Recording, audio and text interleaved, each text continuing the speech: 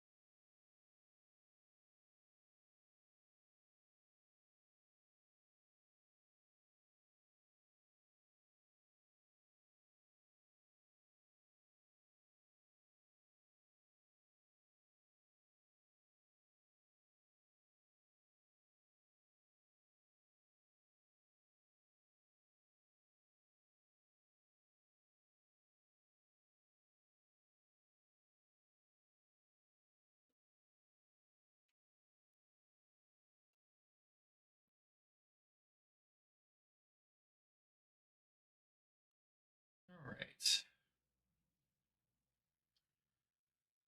Now we're up. It's still early, like crazy early.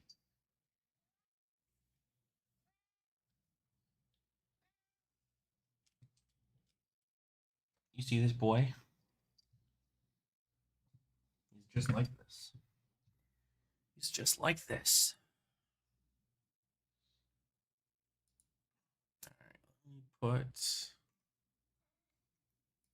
this to public now. Okay. There we go. And now we're set to go. Apologies for the absolutely crazy hair. I might just do this.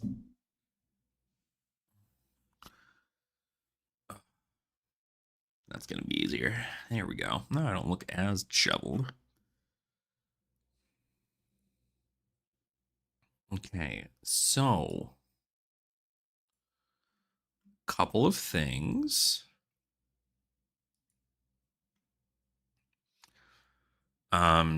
If you guys have not already been in the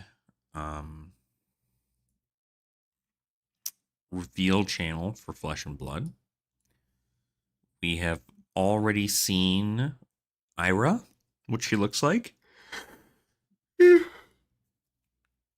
in person. There's also a cold foil Jarl. And we also now know that Genus is getting a new weapon in the packs. Hold on, let me see. In the judge packs. So Genus is getting a new weapon, or a weapon specifically, a special use promo, specifically for Genus. Its action is destroy this, create a Zen State token and an inertia token. The Zen State token is going to be a Marvel. So crazy cool to see that. We then also have the Jarl. I don't know how you're going to be getting this cold foil Jarl, but the Jarl exists. So that's pretty cool. Yeah. So, and then there's a Marvel Azuri as well that is currently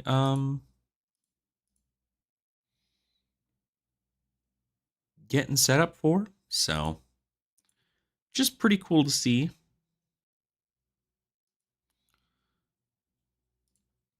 All right, we're going to sit in this waiting room and we're going to wait. We're going to hang out. We're going to wait. 15 minutes until the keynote. Anybody who is awake with me, you're crazy, like I am, but that's fine. I've got iced coffee and a dream in my cat. Little man is so happy.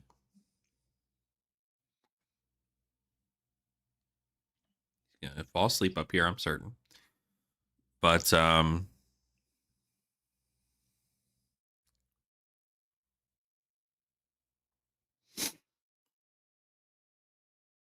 yeah, no, it's cool. I'm super excited for the keynote. I apologize if I'm not going to be as energetic. I just woke up like 15 minutes ago, like literally right out of bed 15 minutes ago.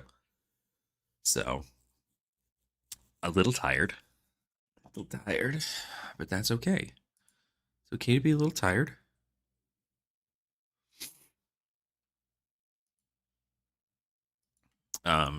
But yeah, so we are doing the things we're hoping for this keynote, right?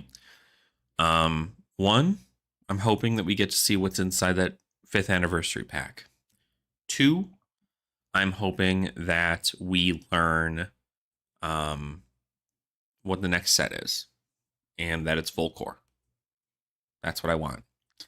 3, I want to make sure that if that next set is full core, Dromai is announced for it and that we get to play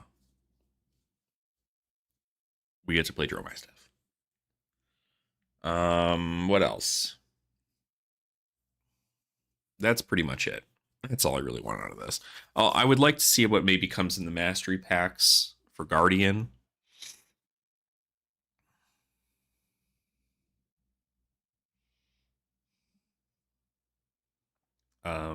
What else? We've seen new Marvels, right? How the hell are we ever going to get a Jarl Marvel? Because it's not going to come in the Armory deck unless it does, and that's why it's $60, which would be interesting.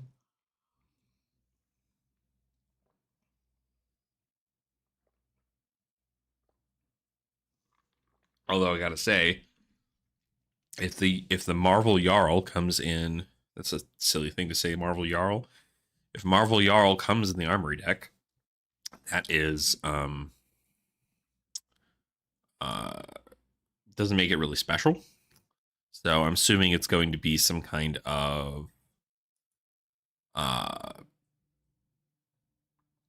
some kind of playtest, or not playtest, some kind of what do you call it?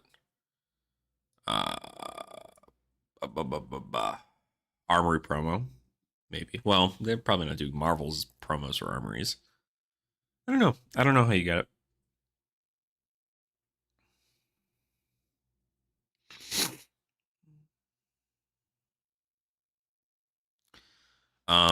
But that would also be really cool is during this keynote to see if a new class is announced. Um, New class sounds sick. Like really cool to see that there'd be a new class. But outside of that, I mean, I think that's I'm gonna stay on my toes here while I look through it.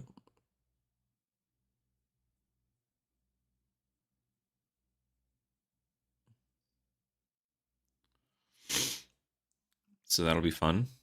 Um, I'm gonna check. I'm gonna check Twitter as well while we wait, because I'm assuming that's where a lot of people are going to be posting stuff is on Twitter. We can also check Blue Sky. The Sky. Bob, you are going to make this very difficult with you keep sliding off of me like that.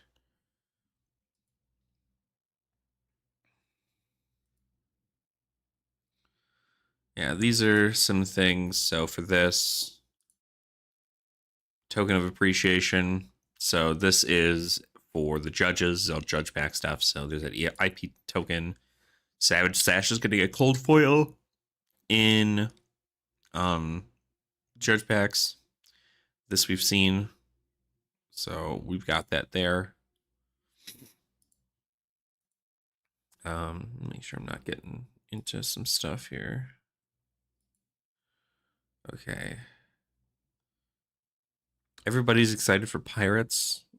I mean, it seems like it can happen for sure. So I think it's pretty cool.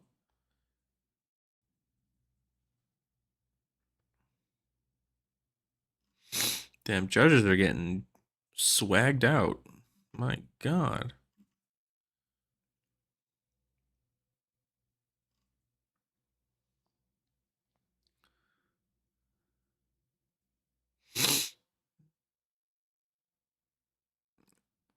We're just looking at all the stuff, everybody getting there.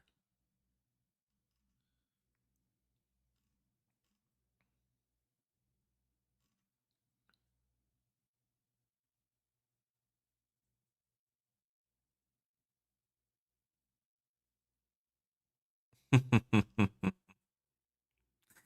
just love seeing everybody's interactions with everybody in Worlds. It's just so fun. Like, see, I wish I was there.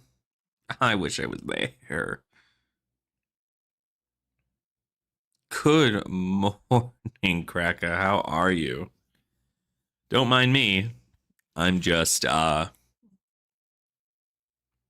going through socials right now, looking to see if anybody's got some fun stuff. Everybody talking about the good old fab things.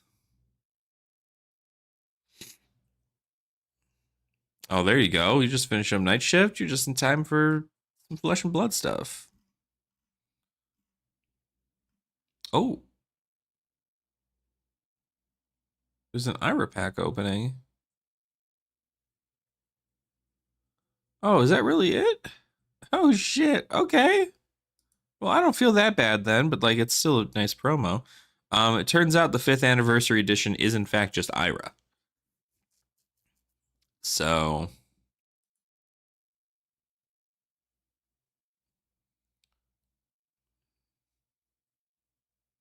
there are two 5th anniversary like token cards or something, and then there's Ira. And it comes in rainbow foil and not cold foil. So that's cool. That's good to know. We can get that off our chest and finding out. Um,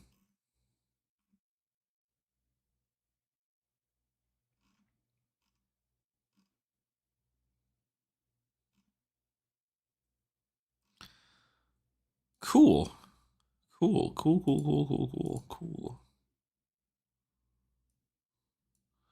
All right. Let's go ahead. Do this here. I'm going to do this without my face so that other people can see the video. Put it up and talk about it.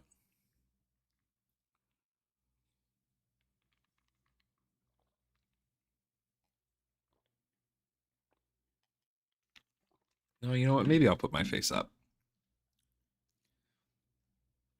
Oh, thanks. I appreciate it. You can definitely suggest still going to check out the main feed. I can't promise there won't be any issues on my end, but I tend to do pretty good. But it's also 4:30 in the morning here for me, so 4:30 in the morning for me means I'm just asleep. I'm just a sleepy boy. So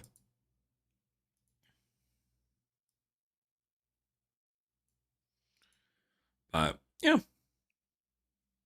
We just get to hang out. Bob, are you gonna fall asleep up here? Is that what's happening?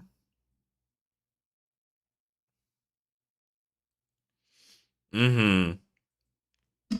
Yeah, it's only 2:30 in the morning for you, right?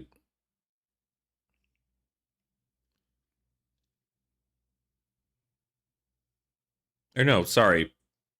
I don't live in Central Time anymore. um, you're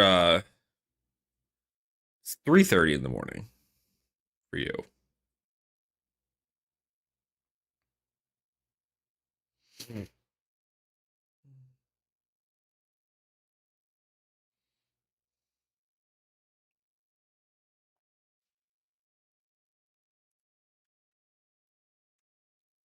But you are going to fall off.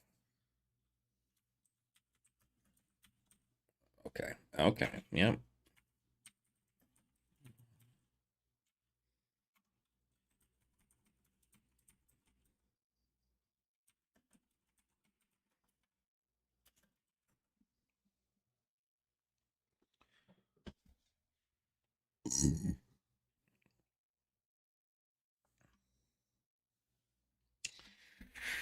Oh, I should get my headphones on. Headphones are on. Jesus Christ. I need to get new headphones. Fucking ear cups for this are just like so dead. I don't know how. I don't know how I've done it for so long. Oop, I need to turn this on too. This needs to get turned on. Make sure we're able to hear it.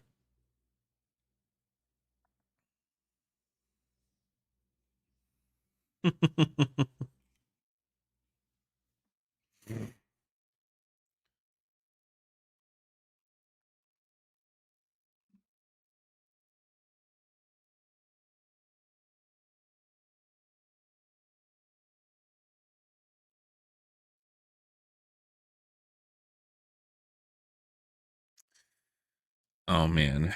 All right, it'll be a good time. I'm excited. So yeah, again, before we start, let's see if we can get predictions up. I would like a new Dromai. I would like Volcor set to be next.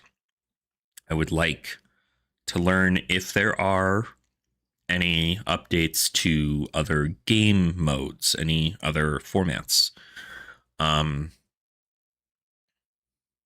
any future announcements.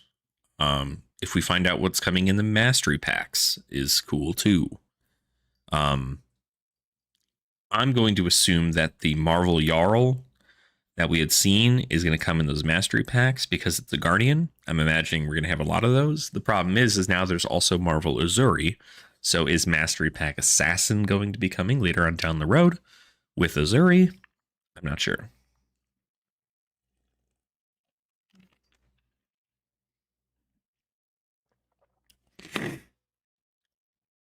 But Bubba, I'm watching you in the camera.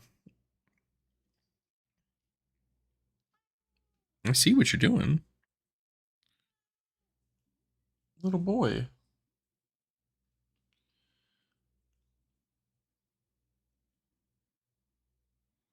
What are you doing?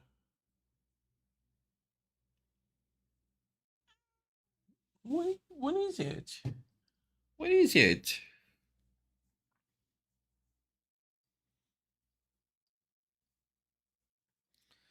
2 more minutes.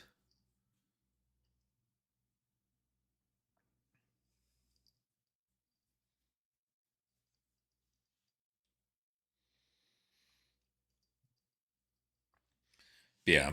Obviously, I would love to go back to Volcor, but if it's also a brand new series, like we go to the Savage Lands or we get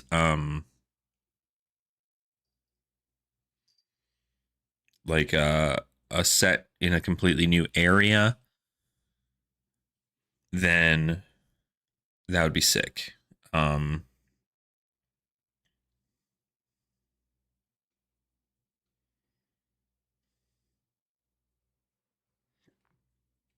ugh.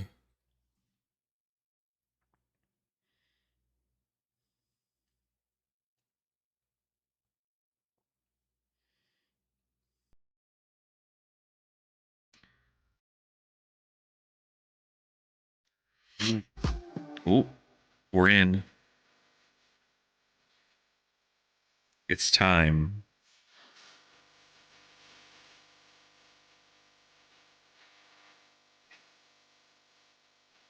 Hopefully everybody can hear.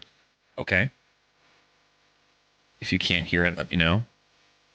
Video is definitely going to get copyright strike, so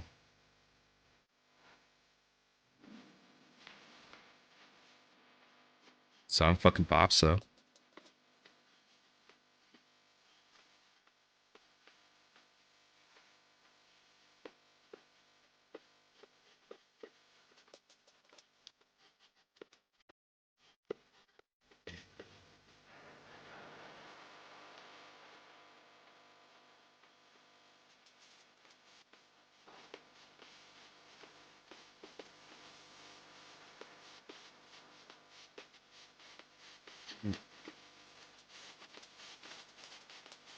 That's our guy. It's our guy. I'm always excited to see what James White has to say about the game.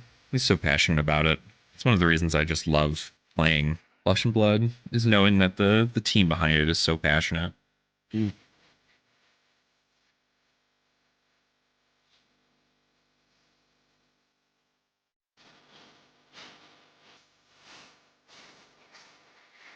This is a bop.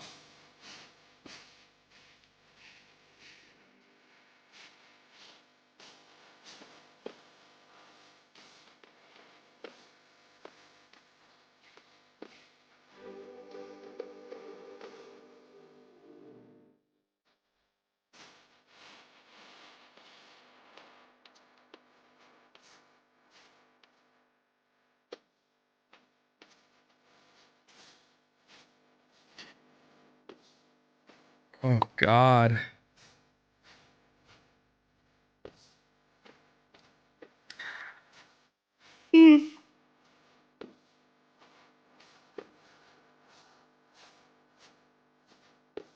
Tired. Jeez Louise. Yeah, hopefully the volume level's okay for everybody. If anybody is in here, please let me know. I want to make sure that I'm not too loud comparatively.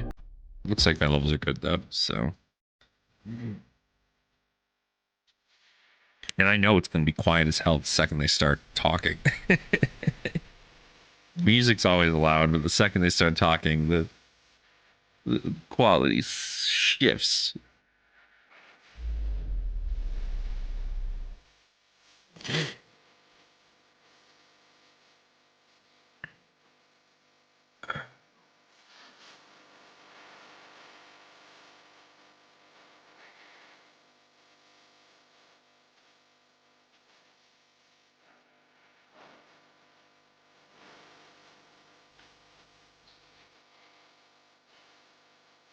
You know what also would be really cool is like an old ones set. Oh, oh, nope, nope. The camera's not saying anything. Oh no! Oh no! Oh no! Oh no! Please unmute this. Fix that, please.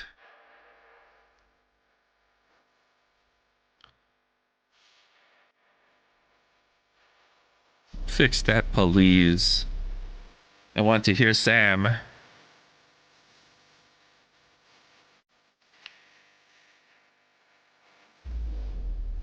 just had audio issues. That's what's happening. What's up, Flesh and Blood? There we go. Cool. Let's ask you. We feeling good? We stoked? Yeah? That's better. That's better. Well, we have had just the most unbelievable 5 years here in our Flesh and Blood community. And now, I would like to welcome the man without whomst none of this would be possible. None of us would be here. Give it up, please, for the one, the only, James White.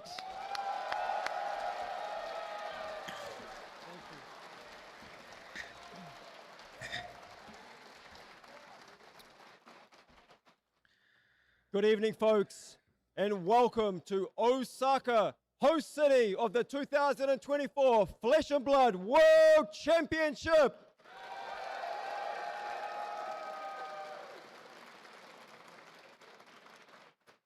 I would like to thank each and every one of you for traveling near and far to be here for this monumental occasion, being the first time we have hosted the World Championship in the Asia Pacific region.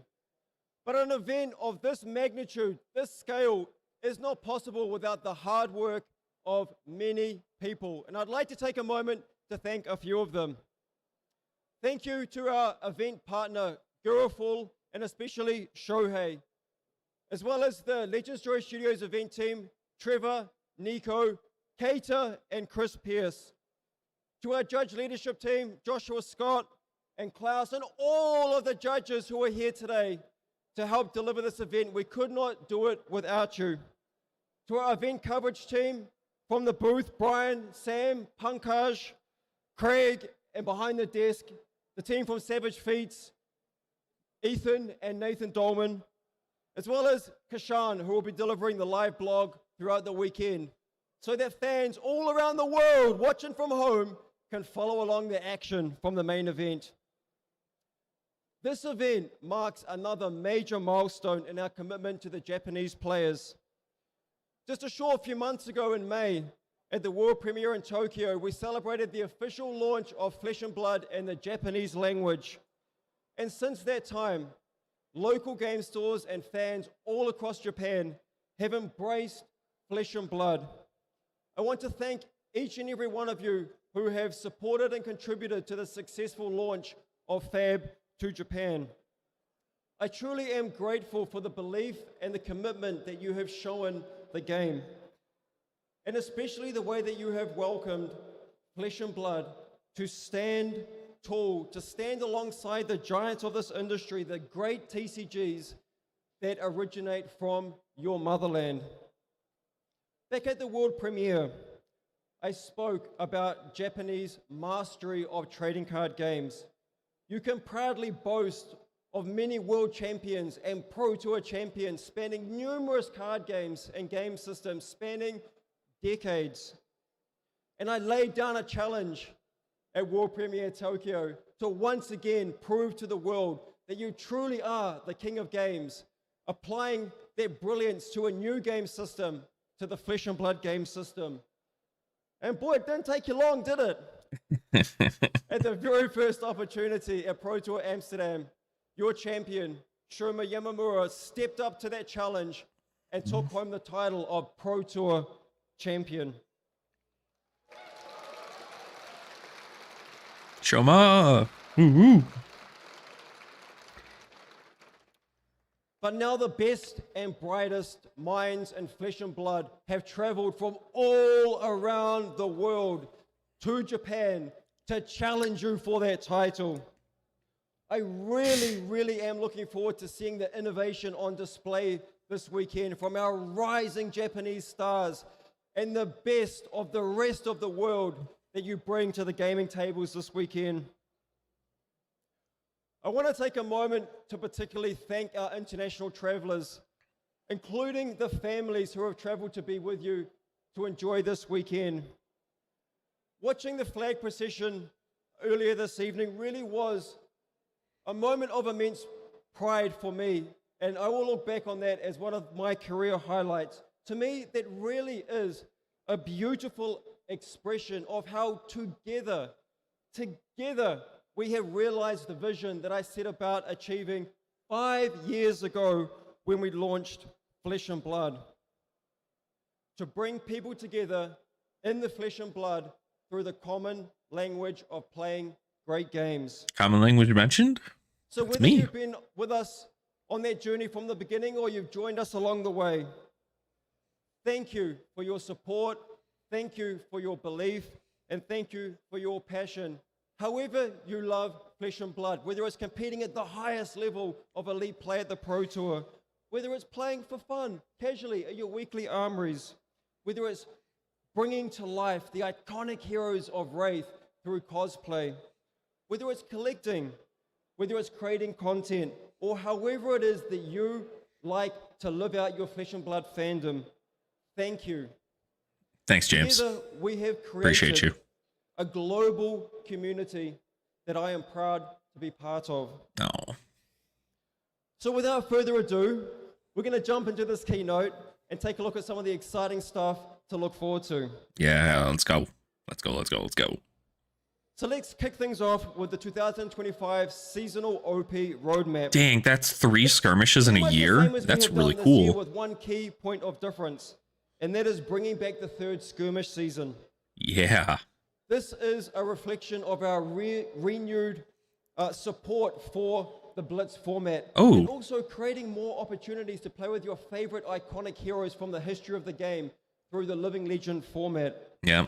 I've They're gotta be doubling honest, down on one of the Living things Legend. I wasn't so happy about from the 2024 schedule was the massive 8-month gap that existed between Skirmish Season 8 and Season 9. I'm happy skirmishes are Again, happening more Skirmish back frequently. into the front end That's of the like year armory in level March pro quests. will mean that we have Blitz back on the menu roughly every 4 months, and I think that's a really good thing.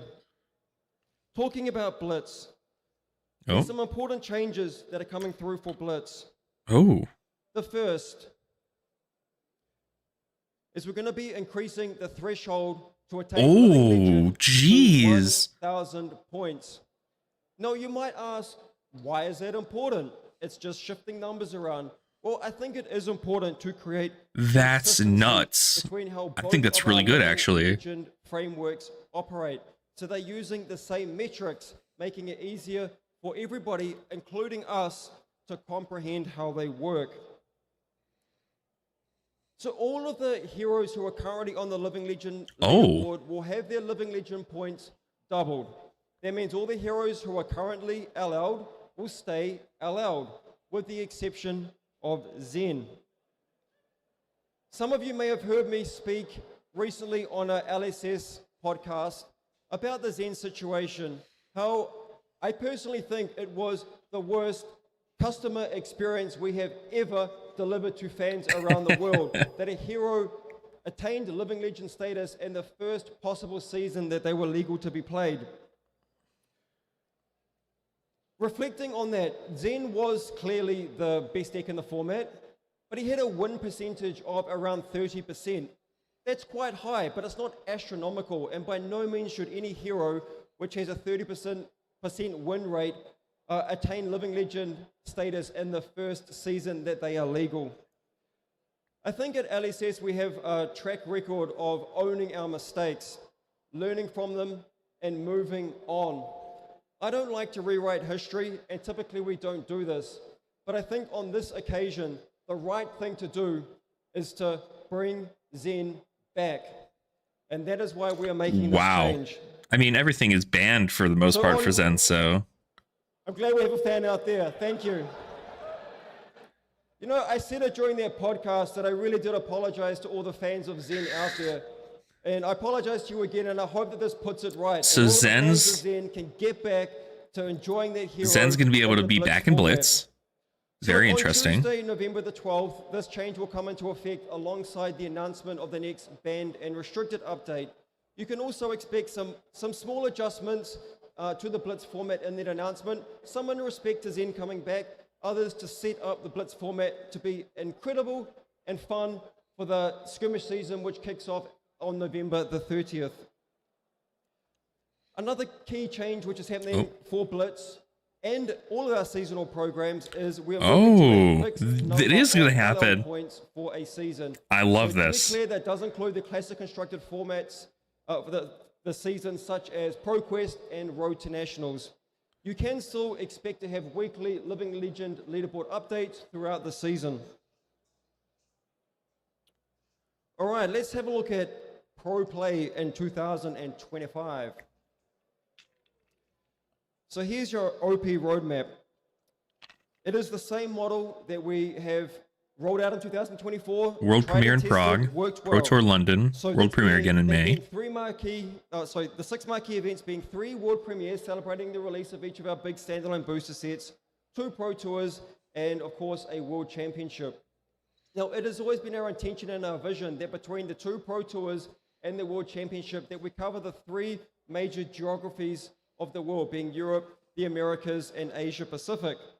Likewise, for the World Championship, our vision for that is that it rotates on a 3-year cycle between each of those major geographies. I like that. Last year, we celebrated World Championship in the incredible host city of Barcelona, Spain.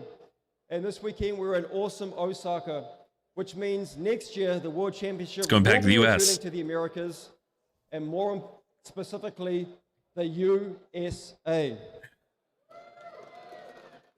Let's go. I don't have to travel. But before that, we have some great events coming through. We have the world premiere in the historic city of Prague, celebrating the next set release. And we have the Pro Tour coming to the iconic city of London. One of my personal favorite places in the world to visit. If you haven't been there, in fact, if you have been there, I recommend getting a ticket and joining us in London in April. The mid-year Pro Tour will be heading back to Asia Pacific, and boy, I am thrilled that we are coming to the destination that I ain't going to tell you where it is, but I am going to say block out some vacation for you and your family. This is a destination that it's a must-visit destination. Do not miss this one. Of course, come and enjoy Flesh and Blood for the weekend. Take a little bit of time after that. Take a few days. Take a week. Where in APAC? It's gonna be a great place to bring the whole family, enjoy a holiday, and enjoy some incredible Flesh and Blood while you're at it. We will be providing more information about where that Pro Tour is and all the details in the very near future. But Flesh and Blood is so much more than these 6 marquee events. Over the past few years, we have built the greatest event circuit in the world for the modern TCG industry, spanning Battle Hardens, National Championships, Callings, Pro Tour, and the World Championship. It's through the hard work of hundreds and hundreds of staff and event partners. Please tell me they're announcing a Denver and calling. thousands, tens of thousands of fans.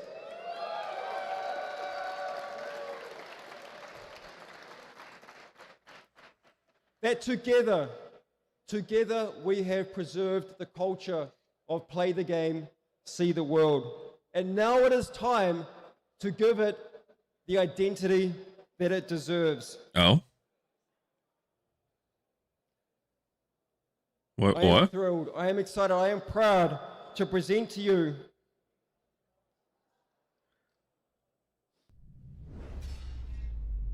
the Flesh and Blood World Tour. The World Tour? It's a circuit?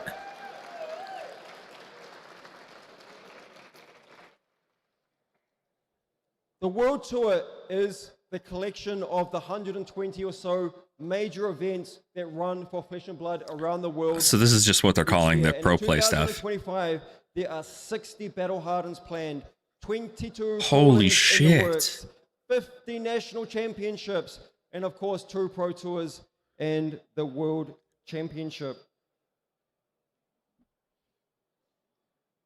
But importantly, very, very importantly, the World Tour isn't just about elite play. Yes, elite play is at the core of the World Tour. Ooh, I wonder if the this is XP. Flesh and Blood community is much more than just elite play. Are we going to learn It more about what XP cosplayers, is? It is artists. It is content creators. It is Oh? casual gamers. Oh my god. Hello? Casual gaming mentioned? I love you? And I can promise you the World Tour is for all of you. Also, the World Tour is more than just a branding exercise.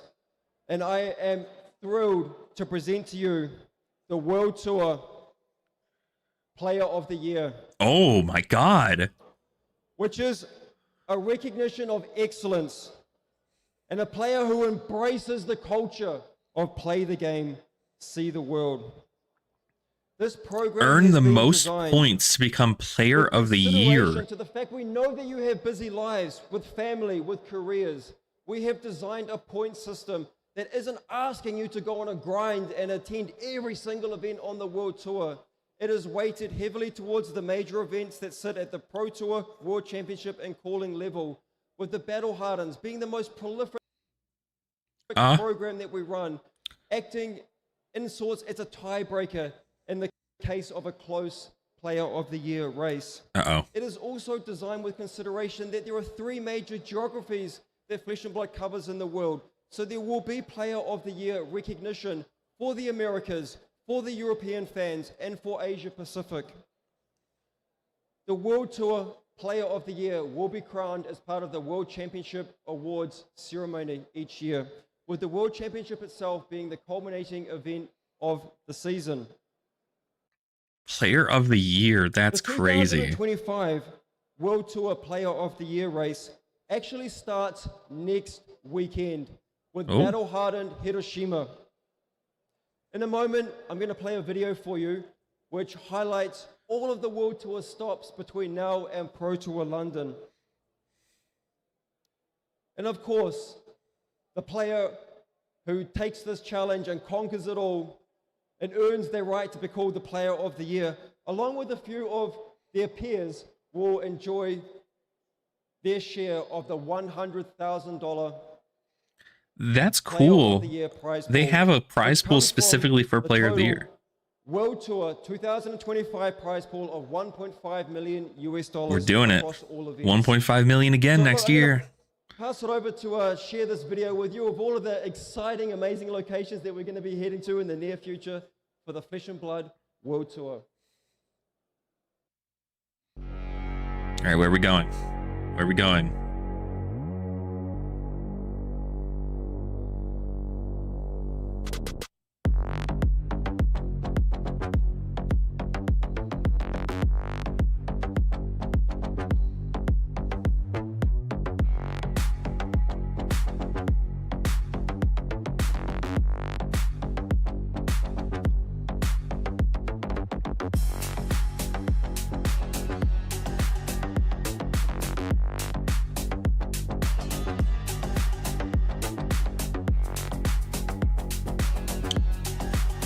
There it is, calling Chicago. I still want to go so bad.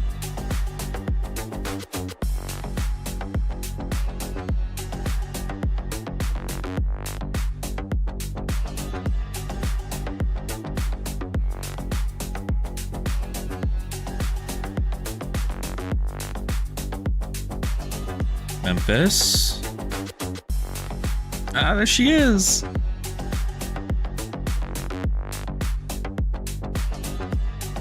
Battle Hardened in Portland again. There you go. Is that another Commoner Battle Hardened? Maybe that would be cool.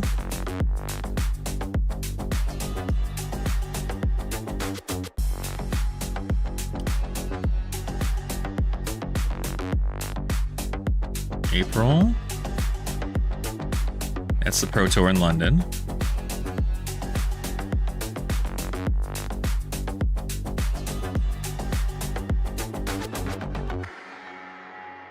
Okay, so that's it.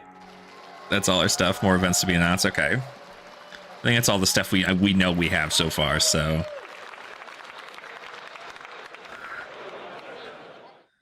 check out some products.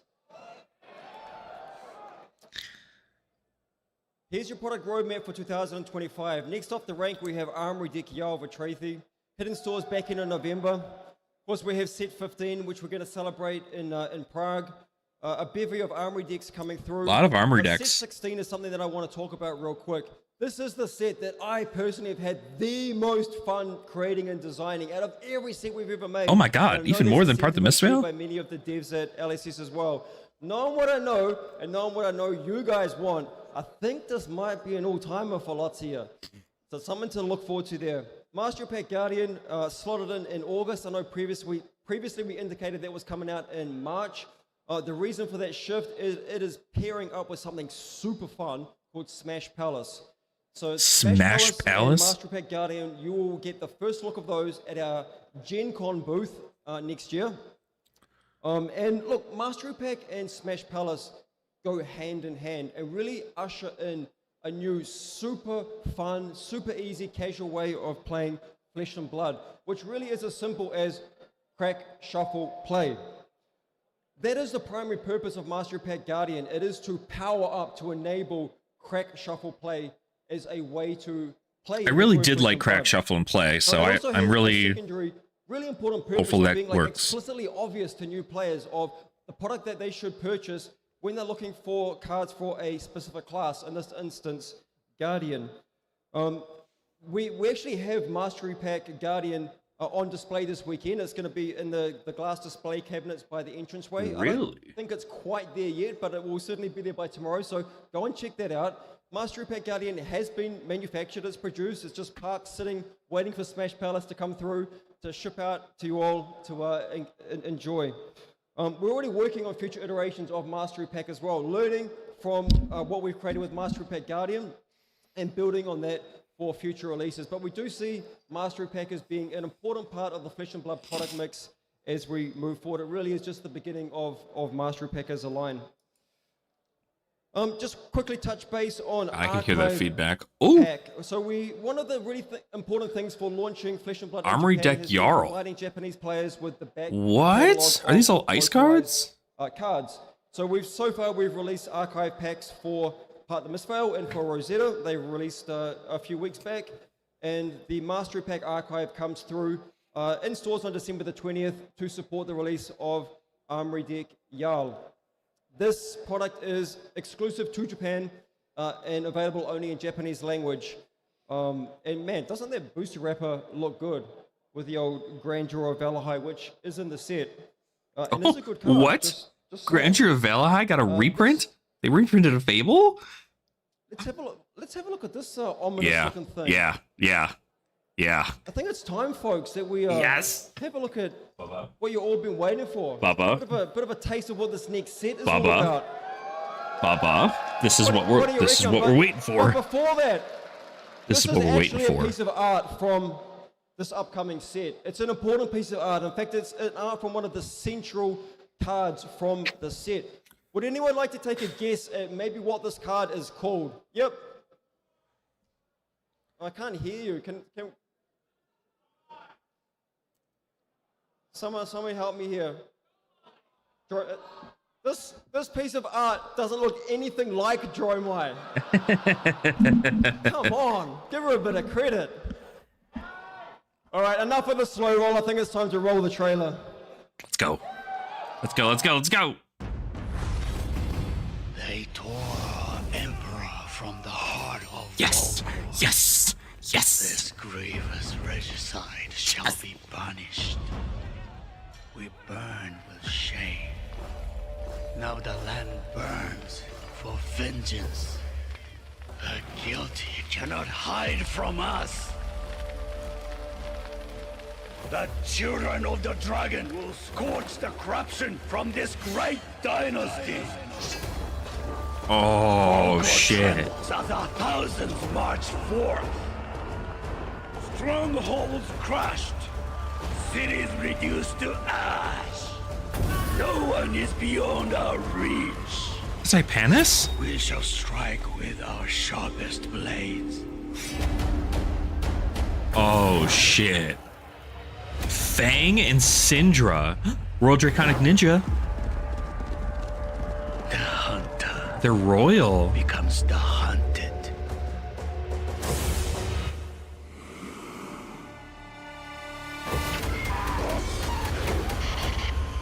Sorry, is this a new Arachne?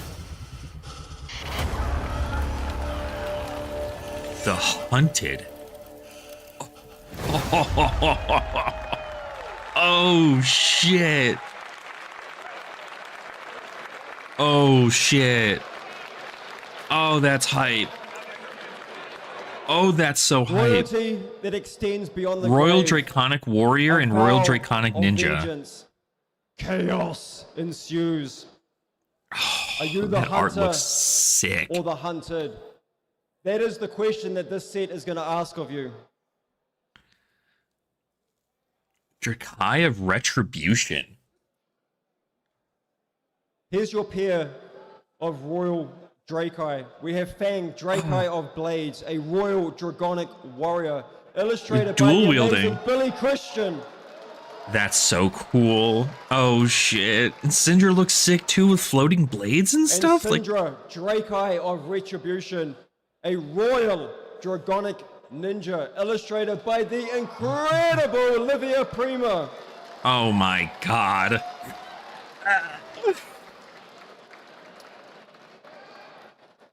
So I teased you all with that big old ominous red cross a minute ago.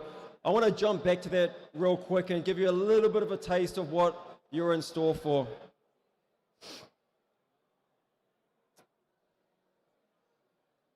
Marked? Wraith is a tough place to exist at the best of times. When you've got a big old target on your back, things get nasty real quick. Marked?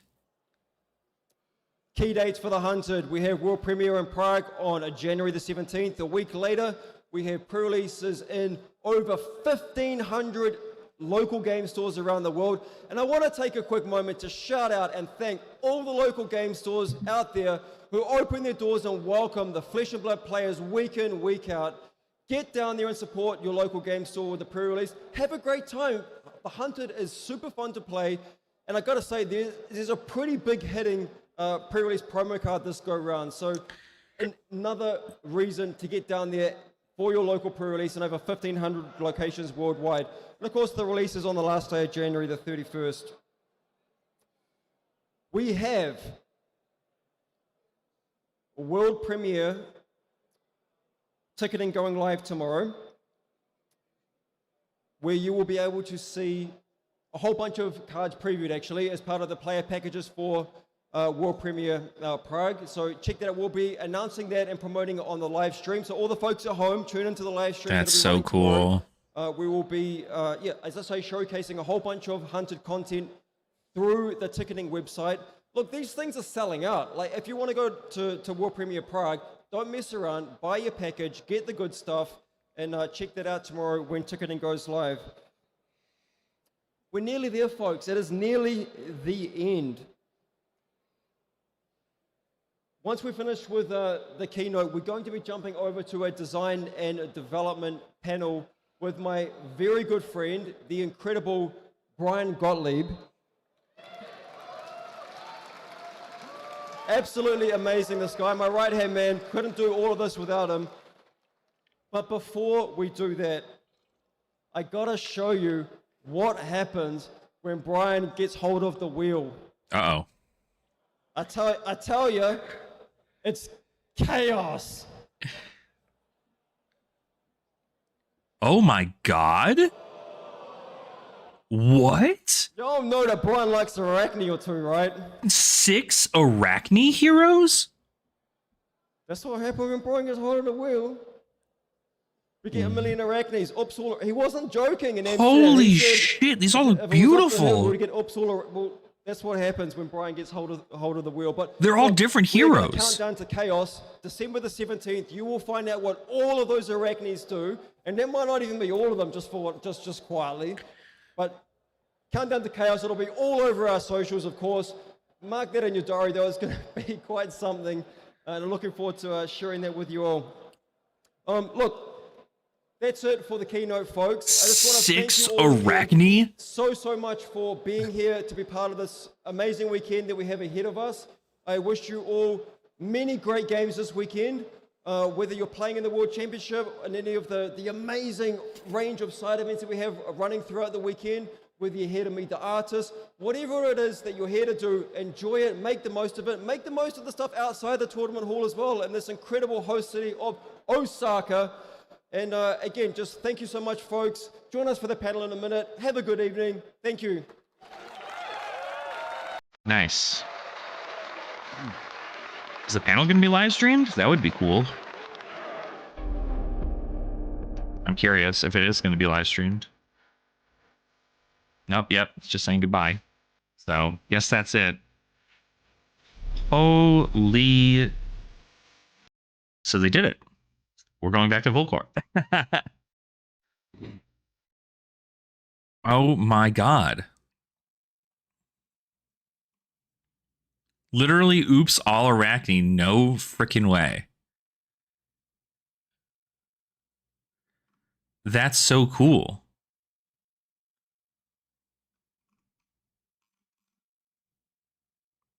That's so cool.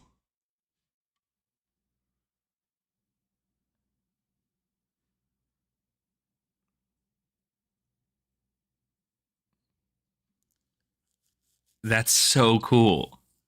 So I'm trying to like process everything at 5 o'clock in the morning, but so effectively what I'm seeing is we're getting a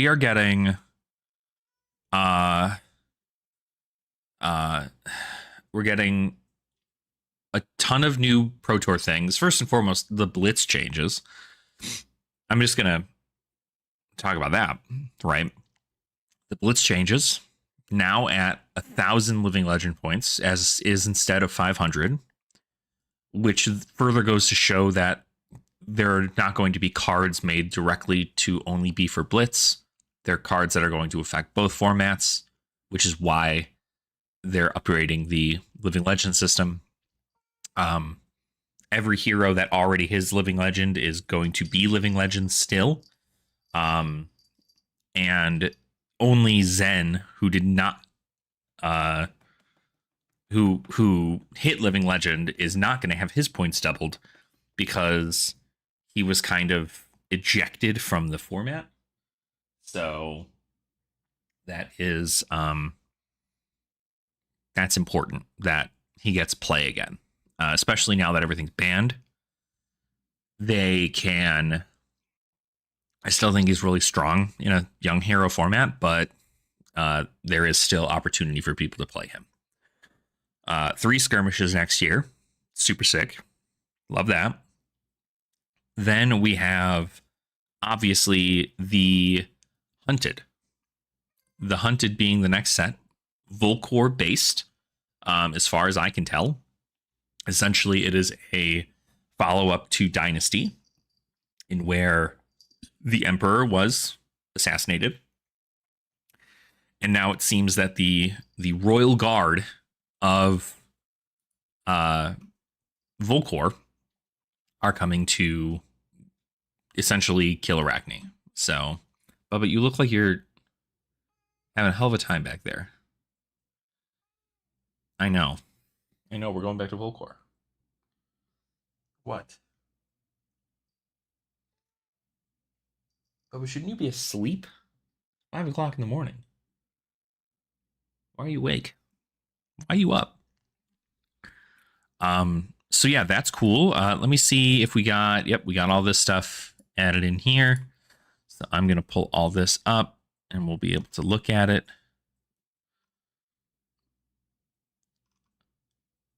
So I really wanted to see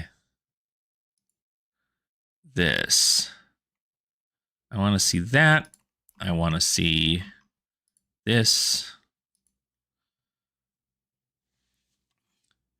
And there's no way there's only 2 heroes in the hunted. That's just not happening. I just don't think that's happening. But these are the Arachnes. See if we can get more zoom in, enhance. So Arachne seems to be a title more so than anything, because these are all different heroes. First off, Arachne, Black Widow. We already know about the Black Widow armor. And this is just beautiful. It says, hold on, this is like blurred out. It says like Phantasm? What does that say? Child Phantasm? No, stop that, please. Or Phantom?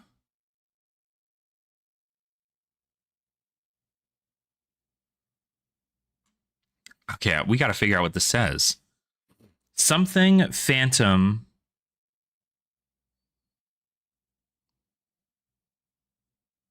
Agent of Chaos. All of these are called Agents of Chaos. So there's Arachne Black Widow, Arachne Redback, Arachne Tarantula, Arachne Funnel Web,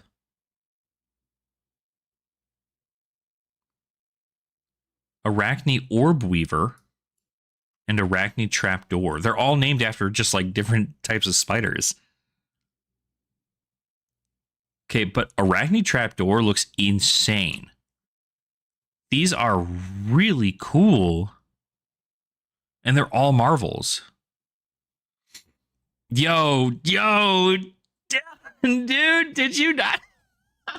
Look at this. You are waking up to this, my guy, dude. Okay, so listen, you just missed the keynote. First and foremost, this. I'll give you this. This is the next set. We are, in fact, going back to Volcor as far as we can tell. So, fucking called that shit. Let's go. Volcor back. Okay, Volcor back. Then, so we got Fang over here.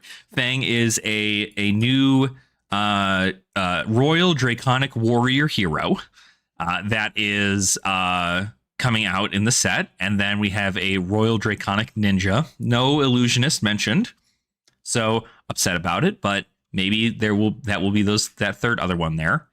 But then they also announced James White was just like, so he wanted to show us what happens when Brian Gottlieb took the wheel, and effectively he made, I'm going to see if I can get, hold on, let me get the actual thing up here, because it is also part of the Hunted set, in which you have this. This is, I don't know if these are going to be available as something in the Hunted. Obviously, it's got to be. It's tied into the set here. But these are 6 different versions of Arachne. And apparently they all do something different, according to James White. Crazy thing. But I'm just looking at them, and like, first off, their designs are insane, right? Black Widow, the Redback Spider, you've got tarantulas, funnel webs. Like, this is the craziest looking one I think I've seen, is funnel web. Yeah, actually, right? Like, I was just, it's so funny because I was thinking, because they were like, James White was like, I know Brian Gottlieb really loves Arachne, so like we gave him the wheel, and like this is what happened. And I was just like, dude, TCG Talk is gonna lose his fucking mind when he sees this shit. And I didn't even look to see in chat. I was like, oh, there's no way, right? Like he's probably not up. I was like, oh god, dude, he's gonna lose his mind. this is just, it's so cool. And so like what I'm trying to do here is I'm trying to freaking figure out what the hell these words are underneath this agent of chaos, because these are all called agents of chaos. So it seems that, and this might just be the biggest like flip in the entirety of it, but it seems that Arachne is like his own, their own like entity. Like Arachne is Spider in a way. And I think that's pretty cool. I don't know. Obviously, this is just like speculation because they didn't tie into anything that showed these heroes and we're like, here you go. But like this says something. I don't know what the hell it says. Something. It looks like Phantom. Something Phantom, something Arachne. I just can't. I mean, it's just crazy. This thing, nuts. I drew mine with new mechanic, dude. If we get freaking minions, if we get allies for Arachne, that would be sick. That would be sick. I mean, all the dragons did have marvels. And I think that would be fitting too, because like, so we'd have, yeah, because I think they're like phantoms, right? And maybe it's just maybe that's because it is. Jesus Christ, dude, the Arachne specialization is probably shooting through the roof right now. I gotta see. Quick. It's something manipulation, right? You know it better than I do. Adaptive. No, not adaptive. Tactical manipulate. No. I'm trying to think about the top of my head. I've literally never played the card a day in my life. I love Arachne though. What's the name of the specialization? Not that isn't the other one. Crown of Dominion, but yeah, right. No, well, I mean, Crown of Dominion certainly is funny. It's the drama. Oh, there's no drama. Course of Tendencies, thank you. Curse of Tendencies. All right. This is going up. Still $1.65. Better pick that shit up. I better pick that shit up. I better pick this shit up. Yeah, Course of Tendency and Regicide. Regicide's probably going to be very interesting. Course of Tendency, though? Think I gotta buy my copies. Think we gotta buy copies, guys, because I don't own any, and I would like to have some. But this is also contract specific. This new Arachne might not be contract, so it is what it is. And if I have to buy them, I gotta buy them. But I'm not gonna do what I did with Jarl. So we're holding off on that. But please, there's no real drama or anything. We just had the new set announced for Flesh and Blood, due to drop in January, called The Hunted. We are in fact going back to Volcor, so I'm hyped about that. This is also going to be a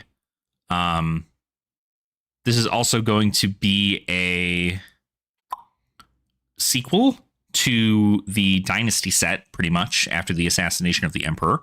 And it looks like essentially the Royal Guard is being is going to be hunting Arachne. So, oh shit, yeah. If you've got extras, man, I'll take them gladly. I will take them gladly. Yeah, this is our set. Yep, this is the set, The Hunted.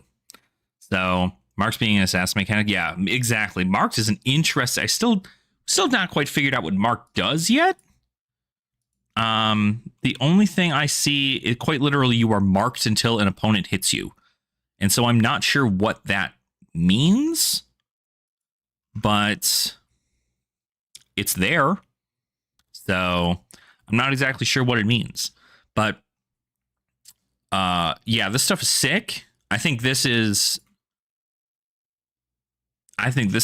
just crazy to me. Little agents of chaos. And like they all look sick. I mean, like Arachne Funnel Web looks so alien to me. And then obviously Arachne Trapdoor isn't like a human. So that's cool. Yeah, yeah, dude. I think is that to be new artists? I don't think they are. I think this one actually, this art looks incredibly familiar. This might even be Livia Prima. I gotta imagine Aswardi's gotta be. He did one of these if he didn't do the initial one, right? Because I guess that's what we're assuming, right? And it's probably also good to assume, for the record, that this hero right here, which for the record is now showing Arachne without the hump thing. So, oh my God, what if that thing on his back, on their back, was like an egg sac that was like the growing entities of the rest of the spider, and like it burst to give these new children of chaos. Because I'm not gonna lie, I think that first word in these assassin texts that's blurred out is child. So like Arachne now has nearly shown, and like all these other like new masks and stuff, like I would be curious if that was like almost like a that's like a really cool power. It's a really cool power. Oh my gosh, this is just so cool. So yeah, Arachne, sick. Or for the new Jarl guy in the pack too, like Japanese one.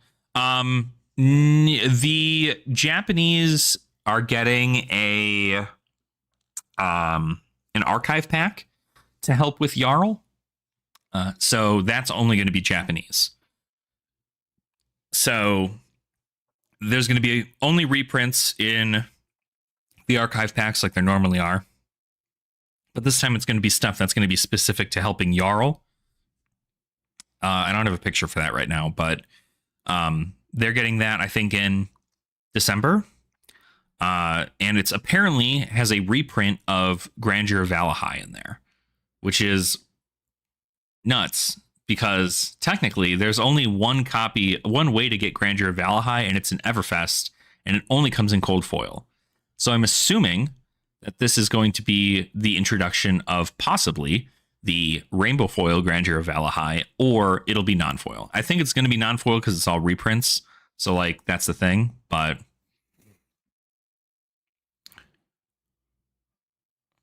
L5R Vibes was my favorite. Yeah, dude, everybody talks about L5R. I gotta like check that out. I think Trapdoor is currently my favorite looking. Trapdoor and I mean, I like Black Widow too, but like that's for reasons outside of aesthetic. Reprinted gems in History Pack were in before there. Were they? I did not know that. In History Pack 2? The one in the center could be a demi-hero. I think the one in the center is going to be the third class. I think you are going to get Arachne, Fang, and Syndra. And those are going to be your three classes that are going to be in the set. And that's how they're going to do that there. Personally, I think.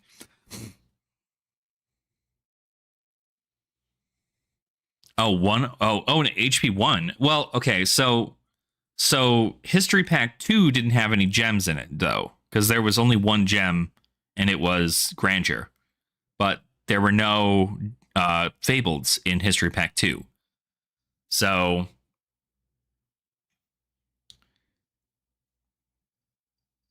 but now with their current reprint policy, it couldn't be a reprinted gem. It couldn't be a reprinted gem in rainbow foil if it hasn't been printed. And technically it was printed because there's like 40 or so boxes of Everfest Unlimited that were released accidentally. But whether or not any of those contained a Grandeur Valahai, we don't know. So Oh well, doesn't matter. It's a Guardian thing. Anyway, yeah, Guardian packet's going to come out with Grandeur. I'm sure there's going to be a whole bunch of ice stuff in there. Like, you know what I bet is in there? I bet there's a Japanese copy of, Channel Lake Frigid and Oaken Old and all these other things. Oh, it's going to be so cool. I love Japanese print stuff. Maybe they're curses. Yeah. January is when we get the set, Bleezer. Sorry, I don't know if I showed that. But yeah, January, we get the set. January, it's like the mid-January, we get the set. This is Syndra, Drakai of Retribution. And then this is Fang, Drakai of Blades. So first and foremost, we talked enough about Arachne, right? Fang, Drakai of Blades is a Royal Draconic Warrior. So if you've already been playing some stuff in there. Oh, did they? Stop it.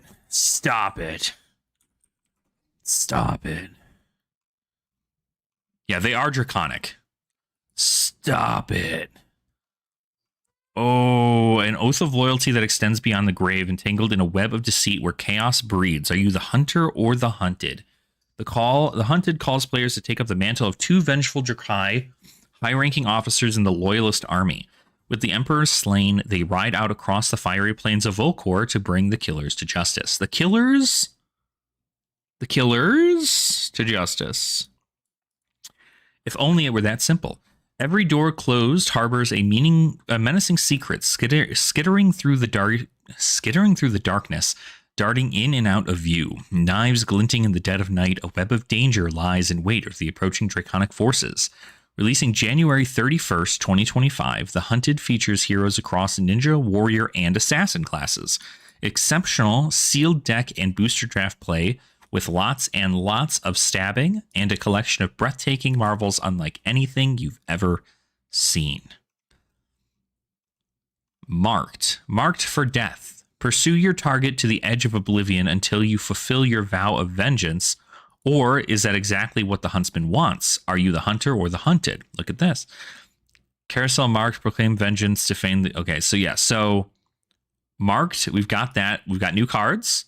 Proclaim vengeance, a 0-cost Draconic instant. Mark target opposing hero. If that hero is Arachne, gain a resource. Oh, okay. Defang the Dragon. Pay 0, stealth card, and contract. You are contracted to hit a marked name. Okay, so, well, this is very specific, but I don't know whether or not contract's going to work the same here. So you are contracted to hit a marked hero named Fang. This is never going to see play outside of Limited, right? Like, honestly, whenever you complete this contract, draw a card. Also insane to think that, like, theoretically you could play this in New or Azuri. But more so New. I think New is like it's kind of wild. What? Extinguish the Flames. Assassin action attack. Pay 0, stealth, contract. You are contracted to hit a marked hero named Syndra. So, okay. So each one of these have a mark. This is to mark Arachne. These are if they hit a hero named Fang or Syndra, you get to draw a card. Very limited stuff. Oh my god, what the fuck is that? Fealty? Draconic Token Aura. Destroy this. The next card you play this turn is Draconic. At the beginning of your end step, if your end phase, if you haven't created a fealty token or played a Draconic card this turn, destroy this. So this is like you're loyal to the Empire, so you need to have played Draconic. Or, yeah, you need to have created a fealty token to the Emperor or played a Draconic. This is sick. I don't know who this hero is, but I want to see that. Art of the Dragon Blood. Oh, that's such a sick looking art. My god. Ninja action. Okay, so Ninja's getting more support here. When this attacks, if it is Draconic, it gets go again, and the next 3 Draconic cards you play this turn cost 1 resource less to play. What the fuck? What the fuck? What the fuck? What the fuck is this? What the actual fuck is this? Are you seeing this shit? 5 support all day, 8 ways to Sunday. This is insane. What?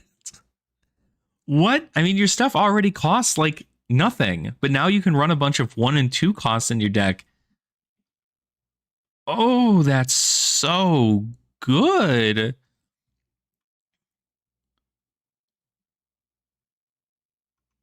Okay, Blood of Drakai that attacks, and it's a 0 for 4 with Go Again. That's what we want. Join us in Prague for the world premiere of The Hunted taking place in PVA Expo Prague. Rip into 8 packs of the new set before competing for your share of the gold foils, PTIs, and $20,000 in the calling, then wrap up the weekend with a chance for your share of $2,000 in the Battle Hardened. Most of the commons and rares in The Hunted will be kept secret until the world premiere. Oh, with only high rarity cards revealed during preview season. Oh, so they're swapping this. High rarity cards will be revealed during preview season, but the commons and rares will be hidden. That's literally only a feels bad for me. That's only a feels bad for me, the person who cares about commons and rares. I can't believe you've done this to me. I can't believe you do this to me. This means players attending the world premiere will be able to see these cards and before anyone else in the world. The world premiere features a question mark as the commemorative card for all players who participate, along with a selection of event-exclusive merchandise, special guests, featured cosplayers, and weekend-long schedule packed full of competitive, casual, and social gaming. This is an event that you simply can't miss. So this is a new generic, probably new headpiece. Not sure. Pre-release. Release will be running for more than 1,400 local game stores across the world from Friday, January 24th to Sunday, February 2nd. Which should bring the tournaments to the US more. Oh, there's a lot coming. There's a lot here in the States. Yeah, brand art, mounting anger, soaring strike, anger. Yeah, exactly. All for free. All with Go Again. I mean, spreading flames cost 1, right? So you get spreading flames in there. I think more importantly, what you can do is you can run a lot of those 2-cost, the 2-cost draconic stuff, which I'm sure Rupture is going to get more stuff in here, maybe. But I don't know that they'd return Rupture for Syndra. And also, is Syndra just going to be the better Fi because she's also royal on top of it? Agree with the change last previous was bad. See, like, I enjoyed seeing all the commons and rares because I was like, oh, shoot, that means like I can kind of figure out how most of my commoner or clash decks are going to build out because I know what these do, right? I have a general idea. We get to see the blitz deck. That's the other thing is like now we're not going to be able to see the blitz decks shown off on stream because the commons and rares that are coming in the deck. So that's interesting. Or not on stream, on through their videos. The Hunted expansion slots feature 15 new cards covering a range of heroes and classes outside those featured in the Hunted. So, in limited formats, expansion cards are removed. Okay, that's still there. Booster configuration. 265 card set, 1 Fabled, 6 Legendary, 42 Majestic, 66 Rares, 130 Commons, 16 Tokens, and 17 Marvels. So, Rosetta had like 24 Marvels, I think. So, less Marvels. Okay, designed for that. Unilateral policy. Blitz deck configuration. Yeah, there are 4 here.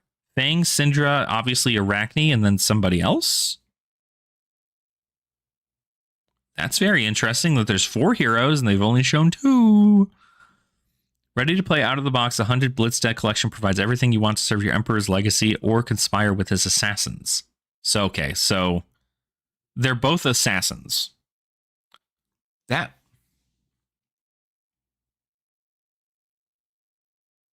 does that work? There's going to be 2 assassins, a ninja, and a warrior. Pack like distribution of cards has got to be weird, right? Is it going to be like 4 assassin cards, 2 warrior, 2 ninja, and then like 4 draconic? and like tokens and stuff. Interesting. It's only Warrior Ninja and Assassin. Another Assassin probably, or unless they're not revealing another classic Ranger.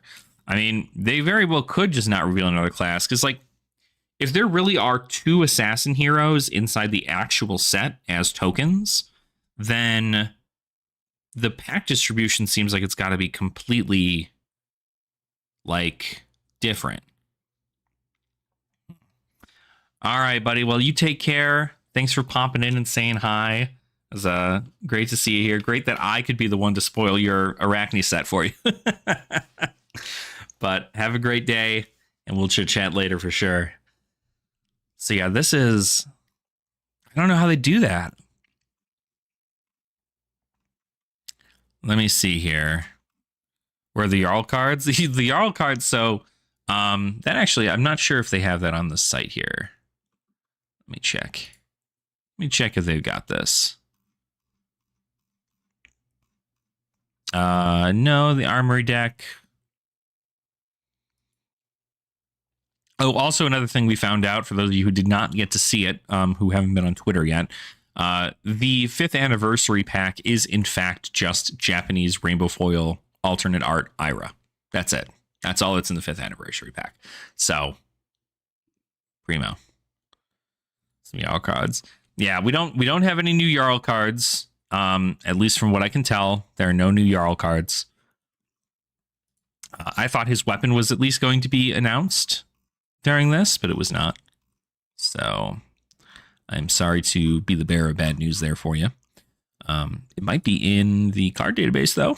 That'd be kind of cool. Yeah. Nope. I thought I could try. Sorry, everybody. I can only do so much. But the Jarl deck comes out soon, I think, right? Doesn't the Jarl deck come out in like a month and some change? When does this come out?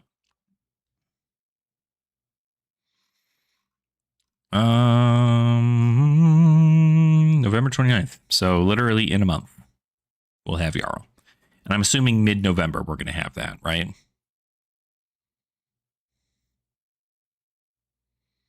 Legend Divisions, ice cards for Jarl. I just might buy. I mean, hey, if you're looking just to like buy stuff for first edition Aria, I mean, I think it's still fairly cheap.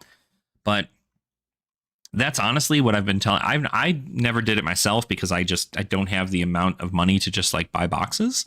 But I do know that I think for maybe before Rosetta, at least for,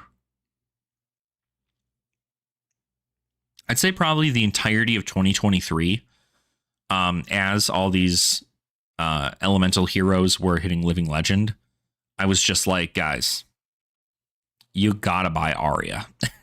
Like, everybody was like, oh, Aria is overprinted, so the boxes are like $50. But people are like, oh, but the pull rates are so bad and nobody's able to use any of the cards. And so the price spiked, or the price went down significantly. And I was like, guys, Aria didn't go anywhere. Aria is still a place in the world of Wraith. So, like, why the hell?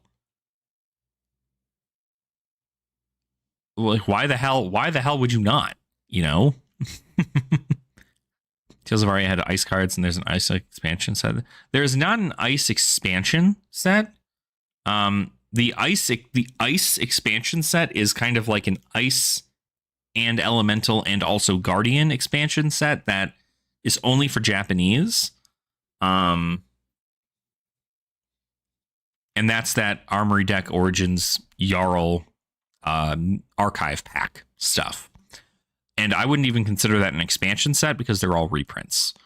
But as far as a Guardian expansion set, they do have that Mastery pack. That was another thing they announced. I don't know if you guys heard about that. They also announced that there is a new like game format that they're coming out with called Smash Palace, or maybe that's like an event that's happening.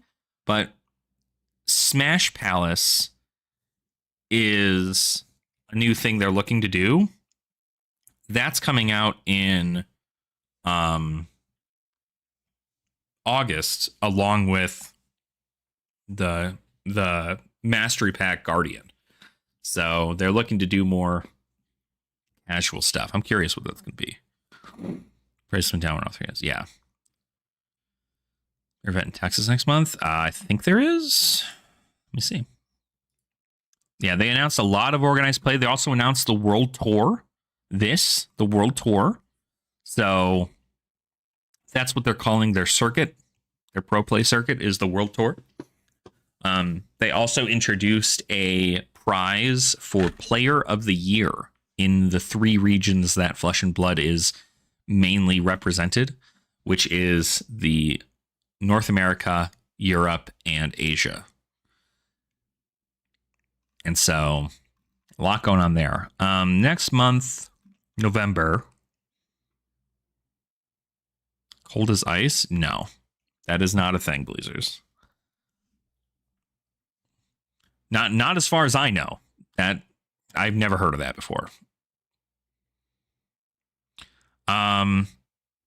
There is a.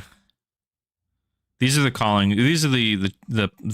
events for next month. We have obviously the World Championship is happening. Battle Hardened Hiroshima, Calling Florence, Battle Hardened Columbus, Ohio, Stockholm, I'm assuming Sweden, Calling in Portland, and then Geneva, which I'm not sure. I think this is in Europe somewhere. I don't actually know where that is.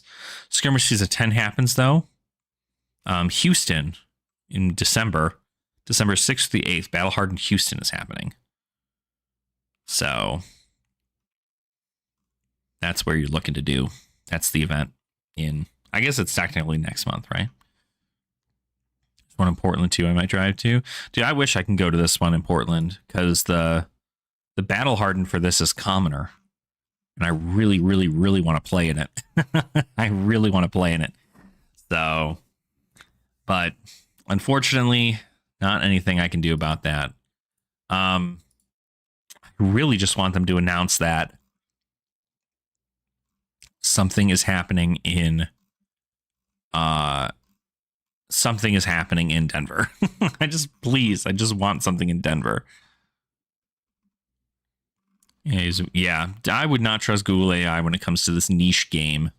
It's not enough data on it. But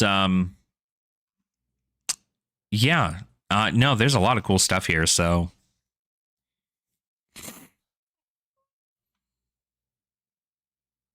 yeah, they will be all daggers, aren't they? 2 daggers.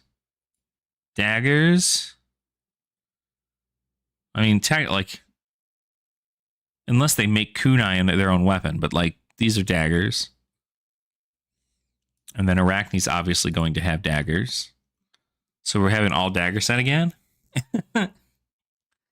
Oops, all daggers. Maybe Fang will be the first hero to actually make Quicksilver Dagger a good weapon.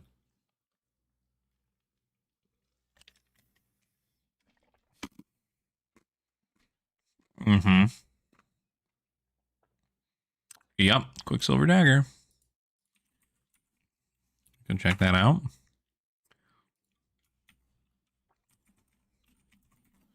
Quicksilver Dagger. Once per turn action, pay a resource. If another weapon you control is gained Go Again this turn, Quicksilver Dagger has Go Again.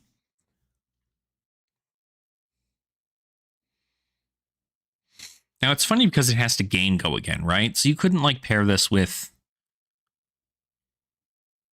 Well, you're in a warrior class. Just kidding.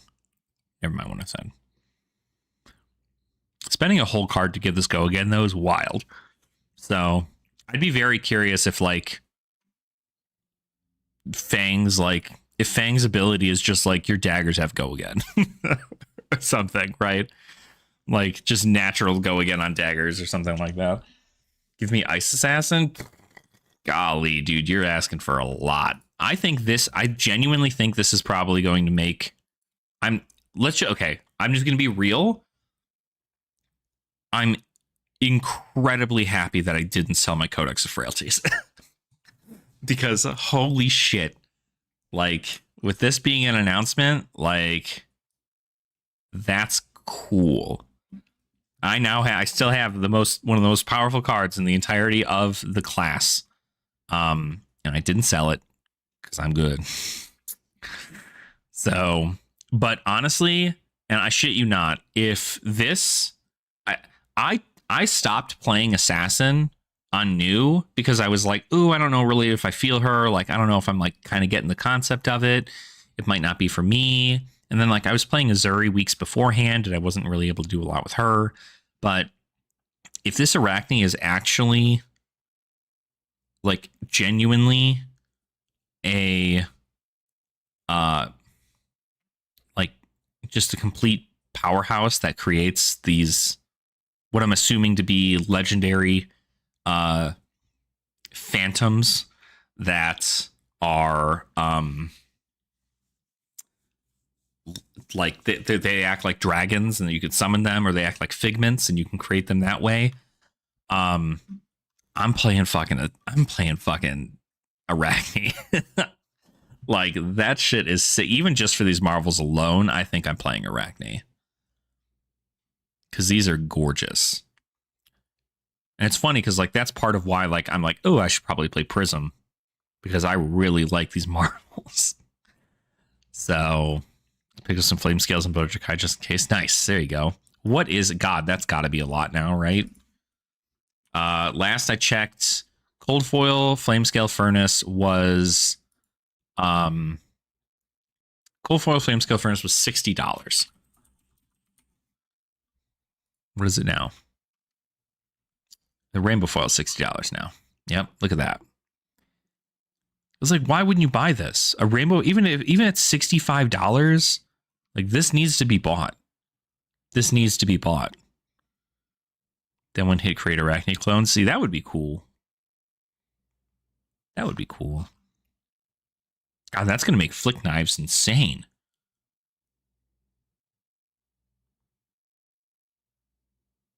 I just realized this is going to make Flick Knives insane. I bought the 15. I'm ready to sell. Yeah, dude. Absolutely. I mean, like, there's no more cold foils on the market now. Did the cold foils get bought out? There's 4 cold foils now. One for $150. So I'm mad. So the only reason, for the record, the only reason I'm mad about it is because, as you can see, this trend was significantly down to $57. And I'm missing a cold foil flame scale furnace for my collection. And I should have bought it, but I didn't because I'm too busy buying other things that I shouldn't need to do. But what is important is that Dromai did not get announced. So with no Dromai, that means that we'd have to wait until either an Armory deck drops for her, which very well could be the case because there are 4 more Armory decks that are to be released next year. And yeah, that we know of. If they're truly keeping a secret class from us, that they can show off during the world premiere, or show off later in the world, or later in the thing. So, yeah, there's still 2 more heroes for sure, but I think more importantly, we know that according to their article, there are 3 classes in here. It's going to be Ninja, it's going to be Warrior, and it's going to be Assassin. So unless that 4th hero in the Blitz deck is not another Assassin, and they're just like, we'll get to it, right? Because I think that we need to see another thing it could also be is, well, no, I don't know, maybe not that. But they said it's only 3 classes in that article. Now, if the article's correct, then that's good. if they're hiding anything from us, you know, we'll find out later, right? But I certainly don't want to start speculating now and then doing all that from there. But at least we know that we're going back to Volcor, so I was right. I was correct about going back to Volcor. So I'm fucking hyped about that shit. I'm hyped about several things.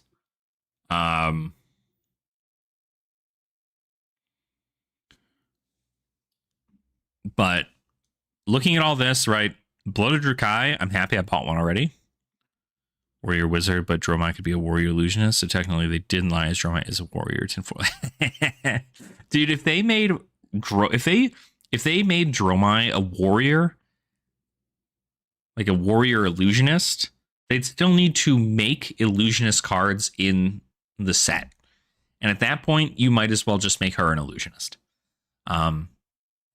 Because if Dromai becomes a Royal Draconic stuff, oh, Slim. Dude, we're fucking excited. We're excited, dude. We're excited. I am...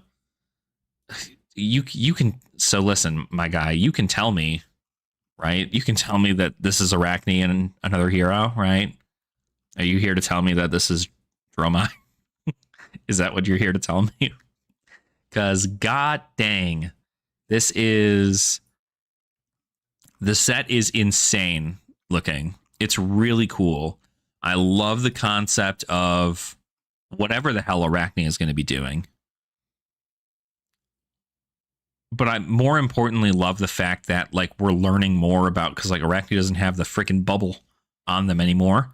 So it looks like that. I mean, this whole outfit is a vibe. I love it. Obviously, Hunted is an insanely cool thing. God, partner, yeah, hell yeah, and two Viscerai, two Furious. I'm telling you, I'm so excited. I'm so excited. Honestly, let's just say, right? Did I call it or did I call it? Right. I think you were here when I did one of my live streams where I just said the next set's going to be Volcor, and it's going to be because no, I know exactly what it was, because we were talking about Kasai and how Kasai was going back to Volcor to free her father. And I was like, well, that just means that the next set's going to be Volcor. It's got to be like, it's got to happen. Like, that's what's happening. So gosh, so just saying, the key pieces were there, right? I think it's just very interesting because James White had said several things about Dromai coming back sooner than we thought. The dusts are not like a joke. There's a reason for the dusts. And then of course we had the Kasai thing. And we had all this other stuff, and it's crazy. So if all three of these heroes are meta, there's going to be one game plan in most games, and that is Regicide. Oh, for sure. But that also means that Arachne is going to be...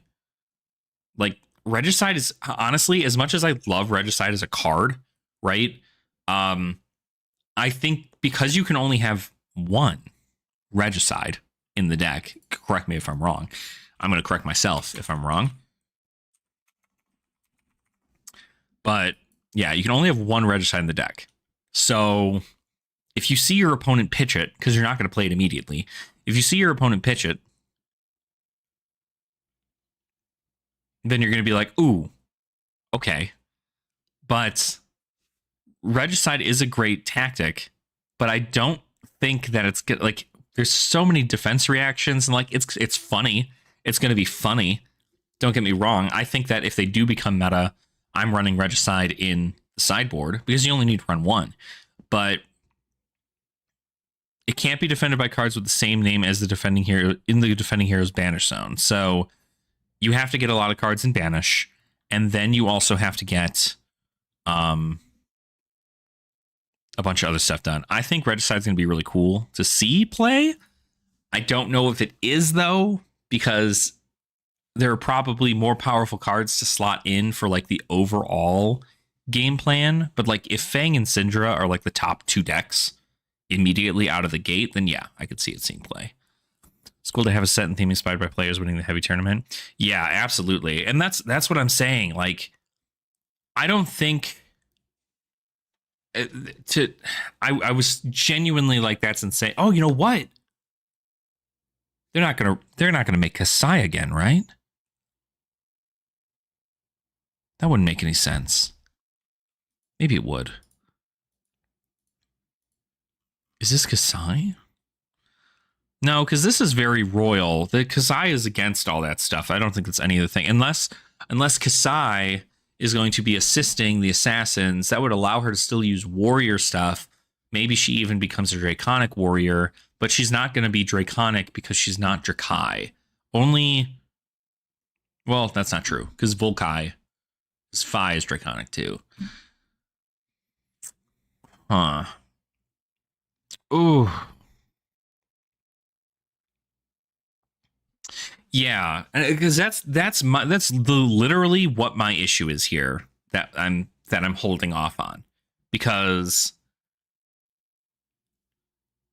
if we see 4 heroes, which it looks like we will be seeing 4 heroes in the set, obviously we know about Fang and Syndra, and from what we can tell, this being part of the Hunted, tied in with the Hunted name, Arachne is going to also be introduced, because we also know from this article that Assassin is the other class that is going to be in here. But if there's 2 Drakai and 2 Assassin to equal out the bad to good ratio, quote unquote, that would mean that there are 2 Assassins and 2 Assassins, a warrior, and a ninja. And that means the pack distribution's got to be weird, because it's going to have double the amount of assassin cards, and maybe it doesn't actually have to have double the amount of assassin cards. Maybe it's just 2 ways to play assassin.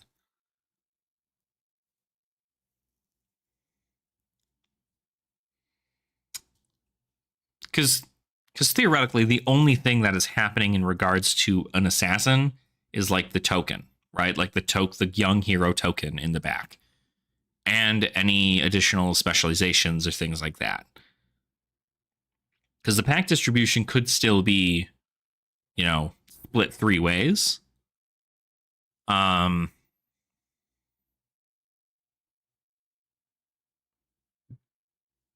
But I'm wondering if it's just the direct hero power that changes the overall play style of it. I don't know. There's a lot going on. Let's check out the booster product page. I didn't even see this.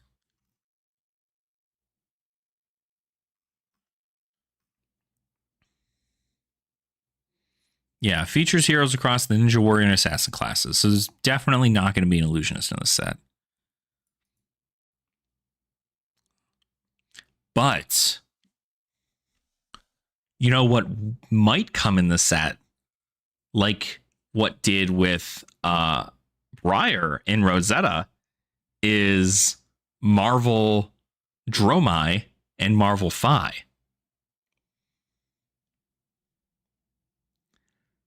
LSS. Maybe I'm going to get a Marvel Dromai. Maybe I get a Marvel Dromai. Maybe I do that.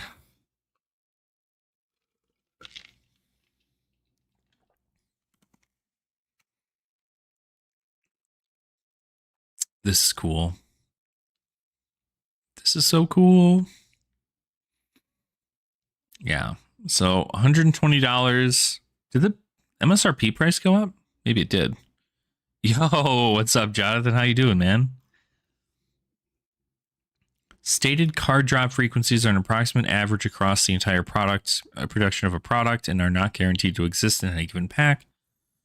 Japanese language, the Hunted has 267 cards with 2 additional legendary cards, Brave Force Bracers and Valiant Dynamo. Did you see this? Brave Force Bracers and Valiant Dynamo are getting reprints. in Japanese specifically. That is important to note. Yeah, 1 fabled, 6 legendaries, technically 8 in the Japanese packs, 42 majestic, 66 rares, 16 tokens, and 17 marvels. Okay, if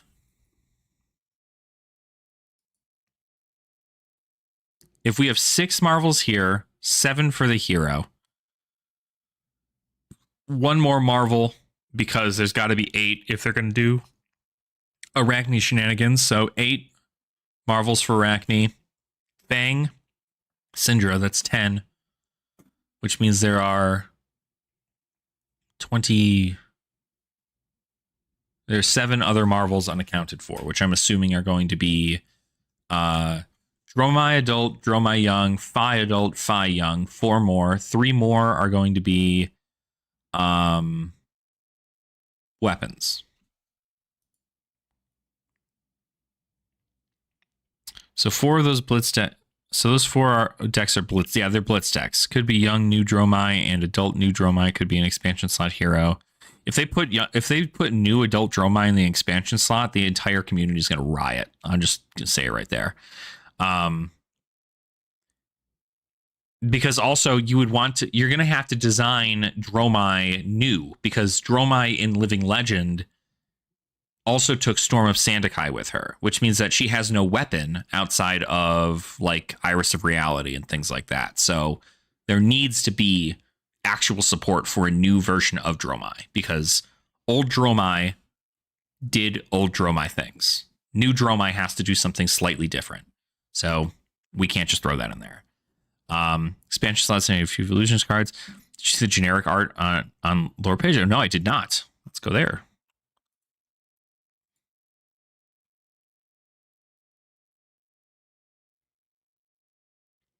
Oh, shit. Hold on. Oh, did they really just cut these? There we go. I can't really get a good picture of it. Whoa. Whoa. Well, that's what this is, right?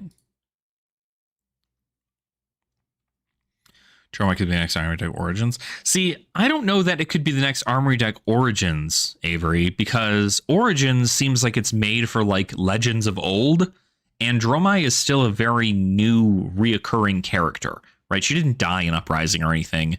If anything, she's going to become the Empress of Volcor somehow, and that is the next step, right? Is to make a Royal Draconic Illusionist. Just like they're making a Royal Draconic Warrior and a Royal Draconic Ninja, they're going to make a Royal Draconic Illusionist, and it's going to be Dromai. That's what I'm expecting for this. But of course, we don't know, right? I think she could be in the Armory decks, but not Origins. Have to be Origin with a new card. Now, see, and it could just be an Armory deck, right? I mean, like, Armory deck Origins obviously is the only place we've seen a new hero be made. But I think they can make Armory decks that aren't Origins that have new heroes in them. So, yeah, also this, this is the same art as this. So that is cool to see. Although you get to see that they're standing on top of the throne here. So that's cool. Sure, much you got to run an Armory deck. I mean, I think that's fine too. I think it's great. They haven't made an Illusionist Armory deck. I'm certain it's something that is able to be done. I don't see why it wouldn't be. But yeah. So it looks like, so we've got these here, but the fact that they're question marking this is weird to me, right? And I think that's really like what's weirding me out. Because I think everybody in their brain can look at this hero and go, that's Arachne, right? Like we can all collectively look at this hero and go, that's Arachne. But they're not putting that it's Arachne here. But maybe that's because they don't want to say the new class. Even if they just put Arachne up here, They put Arachne and then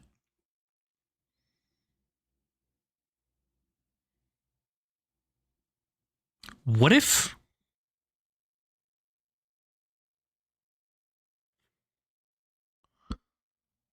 no, that wouldn't make any sense. What if there's new talent? No, that wouldn't make any sense. That wouldn't make any sense for the set, for draft. It's funny because like I have to really think about it because it's like it's very interesting because whenever you're thinking about what's going to come in these sets or what these heroes can be named or anything of the sort, you have to think about how they're going to draft it. Which is why when you look at those 4 Blitz decks, then you're thinking, okay, cool, right? There's got to be something, right? Hey, what's up, Bob? How are you? Yeah, I'm up early. There was a keynote speech for Flesh and Blood and we're speculating over the new heroes and stuff. They do have 4 words blurred out, and that's we'll come back to this here, right? Like Agent of Chaos. There are these words here, and I'm not sure what they are. I think the last word in this is Arachne. I think this first word is like, oh, maybe it's Chaos? Maybe it's like Chaos Phantom Hero Arachne. After a few days. Oh, well, happy Halloween, you guys. My goodness. Dude, I completely forgot it was even Halloween today. It's like my favorite holiday. My favorite holiday, and we get introduced to a new Arachne. Yeah, it seems like chaos is kind of a big word that's been thrown around in the set. So I'm wondering whether or not chaos is going to be like, it's going to be royal and chaos. And those are going to be the 2 talents outside. Well, it'll be draconic and chaos is what the difference is, right? Part of the full name of the hero, Arachne, Agent of Chaos. Well, because I think that Arachne themselves is the leader of a band of chaos assassins, essentially.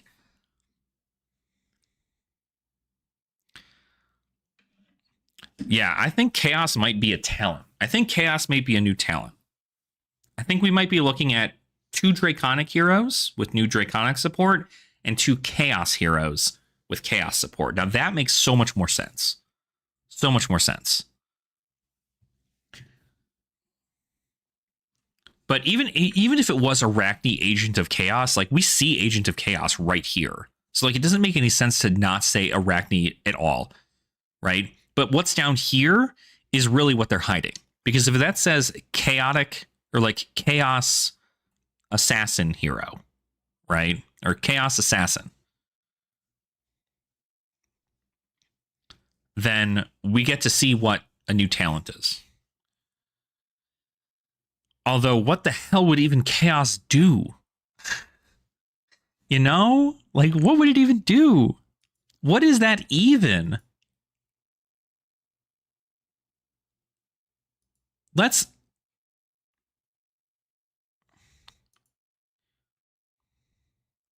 Yeah, I'm not. Okay, let's just chaos phantom. I think this word is phantom. It looks like a phantom, like a PH. Check the far right's card text.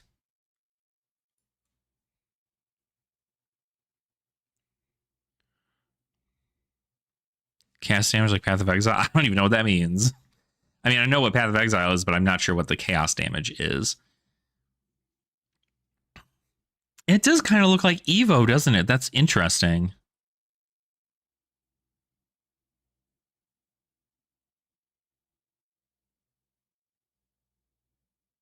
See, now I'm almost wondering if they're like evolutions to Arachne. Like you can change your face mid-game to a different version of Arachne to produce a different effect. Like one hero having 6 different hero abilities. 7. Like maybe you hit your mark target. I really want them to be allies. Let's just be entirely honest. I want them to be allies, but like if Arachne's big thing is like changing who they are, then these could all be demi-heroes, theoretically, that after you hit a marked target, you can change your face and do a new type of playstyle. Right? Like maybe Trapdoor focuses a lot more on like a defensive style of play, where your traps cost 1 less or something. Or Weaver might be more specifically in regards to other things like that. Black Widow could be more like defensive arcane support. Tarantula might be more these other things. Exactly. Yeah, normally it would say hero, which is why but it also says Arachne, right? So like, is this just like a version of Arachne? Because also you have to think about the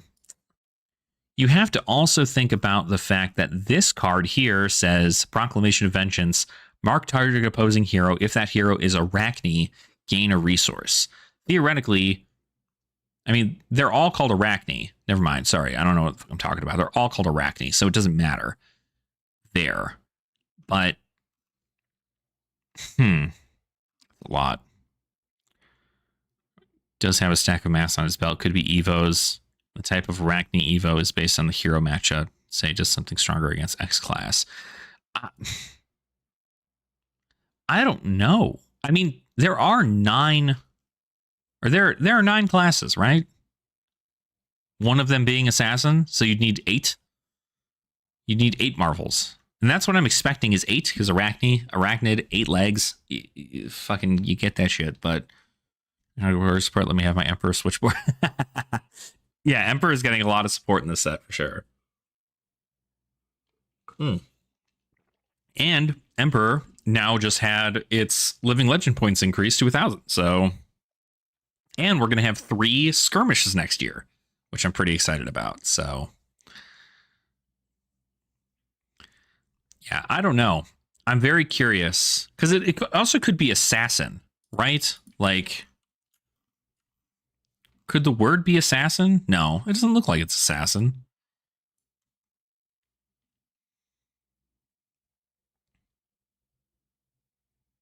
That doesn't even look like chaos either, right? Like if we really enhance, like let's just like enhance super, super wide, right?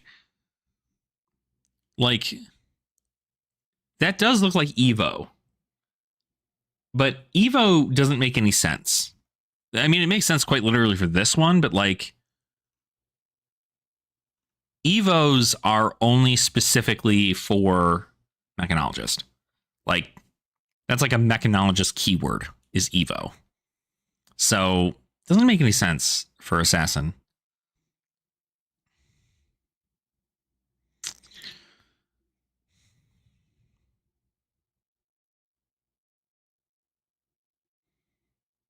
See, and that's, I think the first word looks like, it honestly looks like the word Chad, which is really fucking funny, right? Because, like, what if? Like, Chad Phantom. I think this word is Phantom. I know I'm going to eat my words. I like being right about the fact that Volcor is the next set, but, like, I don't like being, I don't want to, like, completely ruin this. Because this looks nice, but yeah, like Chaos.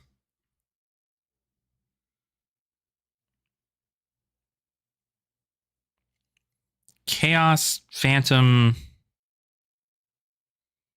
AL.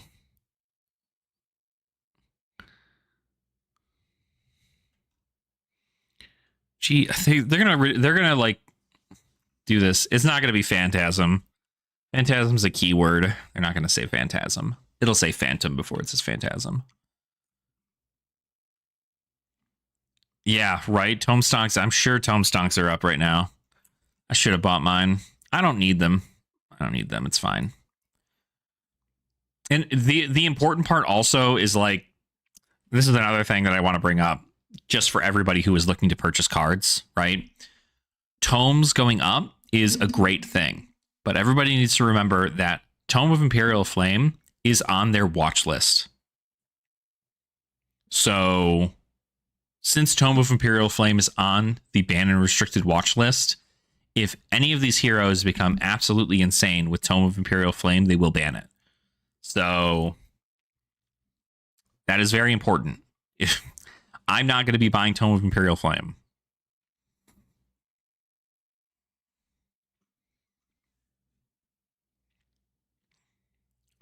Third would could be a hero, maybe.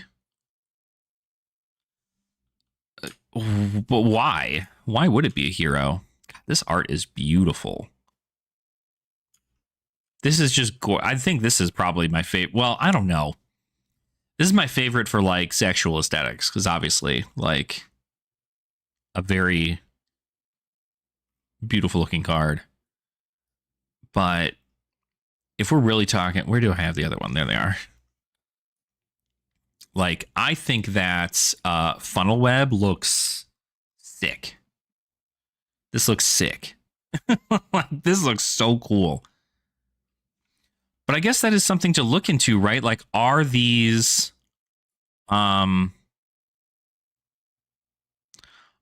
set to look like other classes? Because if this is supposed to be maybe like warrior, this might be more like guardian. This could be brute. This might be ninja. This might be wizard, and this might be mechanologist. So, like, if they're swap, but like they all look like different people, right? Like, this does not look like Arachne, even though it is Arachne.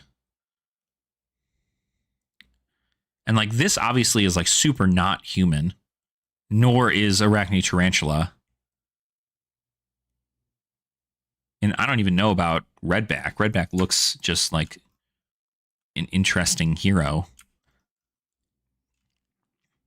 But I'm very curious because I think I like the concept of switching masks. I think switching masks seems really cool.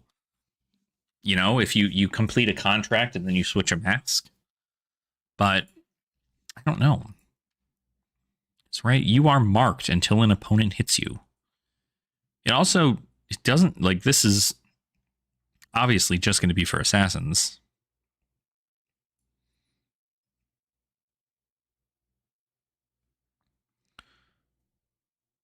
And these are also, like, again, this is so interesting. I'm almost wondering if the limited experience for this is not going to be quite the same. Because, like, this card's not going to see any constructed play, right? You Fang the Dragon. You're contracted to hit a marked hero named Fang. And whenever you complete this contract, you draw a card. So not only does Fang need to be marked, but you also need to hit with this card, and then you draw a card. It's got no go again.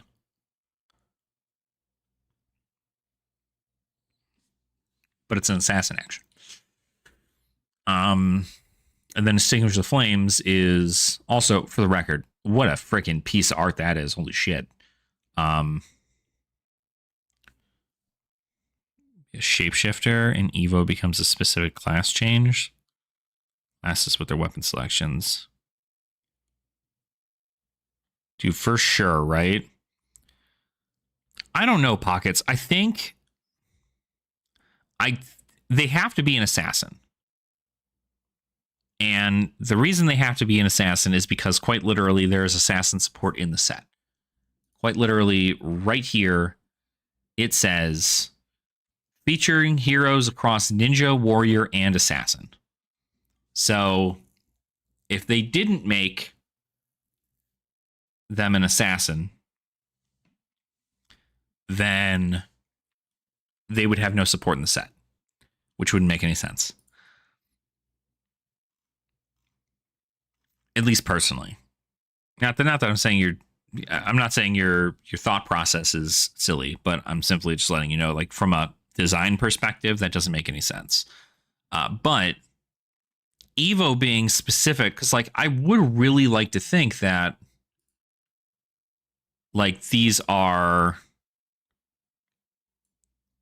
could be representations of other heroes, right? Let's say even if Black Widow is ninja, right? If Black Widow is ninja, Redback, that looks like a shield, like a really big shield, so it could be Guardian.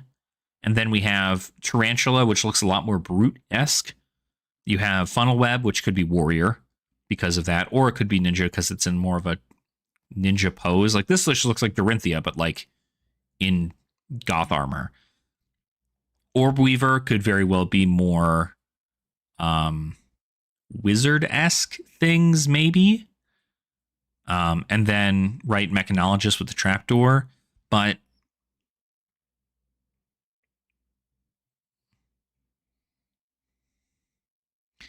yeah, because I don't know. I'm still so speculating. Because if this word actually starts with an E, which it looks like it does, but like this word could be, it doesn't look like it can even be Arachne. It could be illusionist too. That might not be bad either.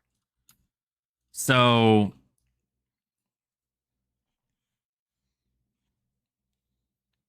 yeah, all the words are the same.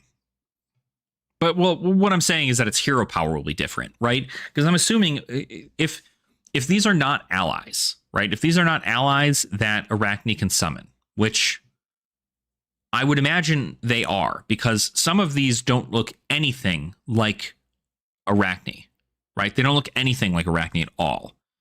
But if Arachne is like a title and not a hero per se, right? If there is a Arachne and then that Arachne splits into several different Arachnes, that's probably why they haven't done any gender stuff for Arachne, is because Arachne is an entity, a being in regards to this, and not specifically one individual. Like Arachne is a title.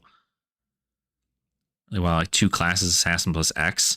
Well, I mean, we do already have a warrior wizard, so that would be a thing. But if that other, I don't know, they'd have to, because even if I think more so what this is supposed to be is if these are demi-heroes, right? If these are demi-heroes and the demi-heroes are set, let me just hold on before I need to stop going down this fucking rabbit hole before I just start like talking. Heroes.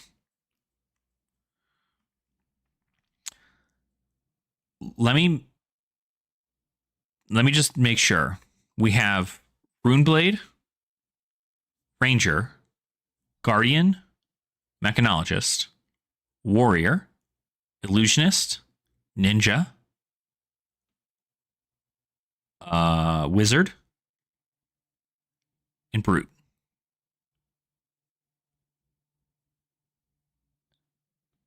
Every other class outside of those, we have 8 classes. 9. Is that 9? Hold on. Are there 10 classes or 9 classes? Warrior, Brute, Guardian, Ninja, Ranger, Runeblade, Wizard, Mechanologist.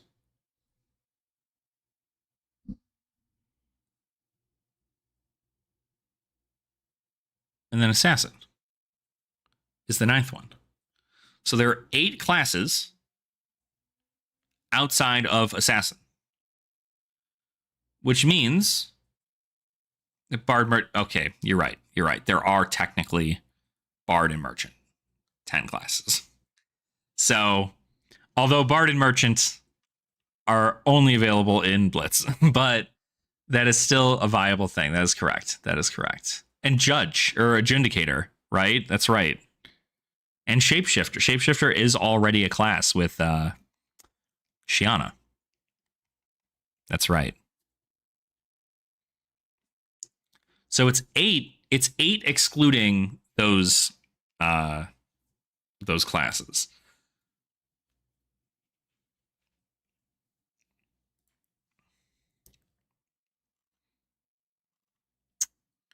I don't know. I just don't know. Because in theory, right, if each of these are supposed to be representative of different classes, then they're going to hold a trait from each class to be put into there if that's going to be the case, right? And if they can transform into even 8 classes, that's pretty cool, right? But like if Black Widow's whole thing, the only tie-in we have with the Black Widow stuff is that we know that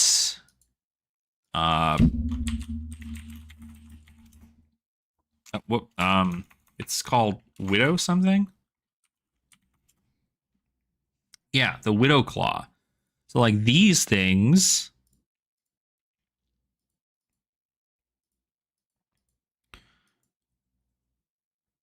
right. Okay. So yeah.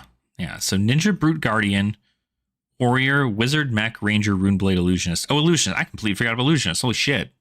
How did I forget about Illusionist? Fuck. No, I said Illusionist. I did. I saw Enigma in there. I did say Illusionist. What am I talking about? That's right. So yes, pockets, yeah. Because that's my theory crafting, right? Is if we don't take any of the classes that are... Did I forget Runeblade? I thought I said Runeblade because I saw Aurora first. Maybe I didn't. But yeah, with this being the case, you've got Widowback Abdomen. The Widow stuff is interesting, and I'm not sure if this is going to all tie into,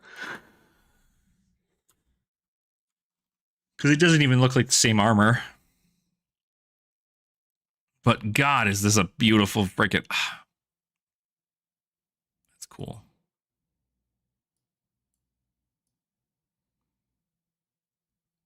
I can't make out what it says.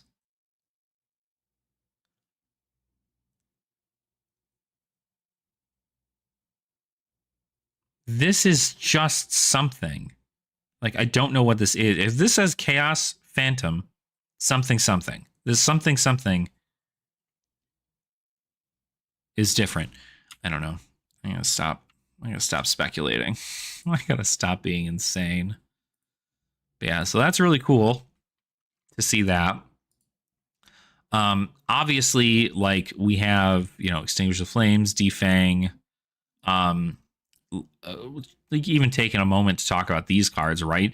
Fealty. Obviously, this is something that both of the Draconic heroes are going to want to play because they're going to be royal, and I'm assuming this is a royal thing because you're swearing fealty to your emperor. So this is a token that theoretically you could have keep out for a really long time, but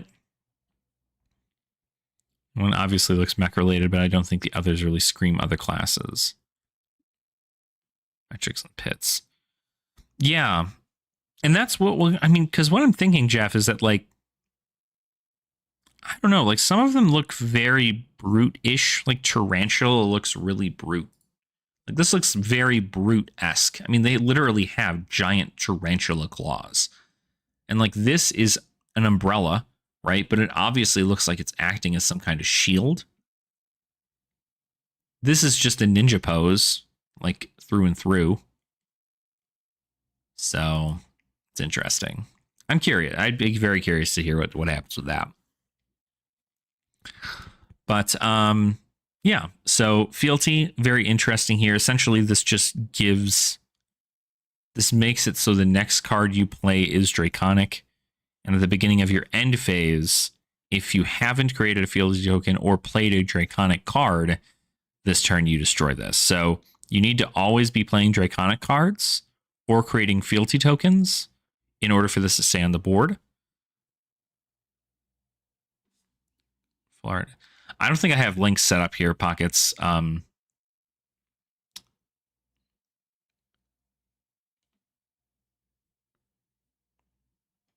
But I know that, I mean, this is effectively what we're looking at here.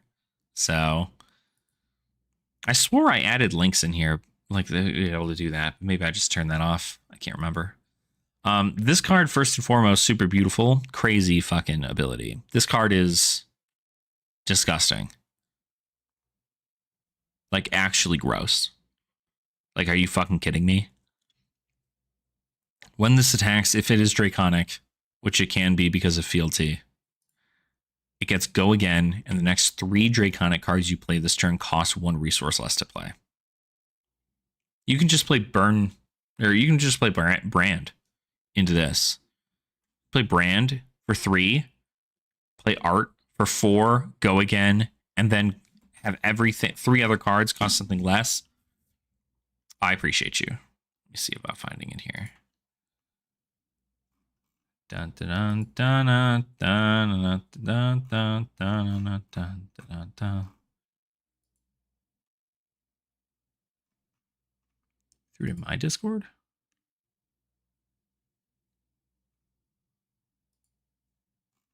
Ah, you threw in the Bold Brew game stuff. Ooh, that's nice. Yeah. Bold Brew isn't my Discord. It's just the overall Clash Discord, but I found it. So there it is. You found this in the harvested from the data?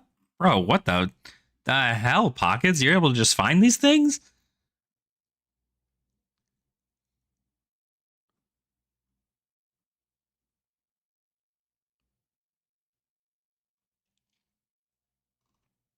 This looks sick. This looks sick. I love this.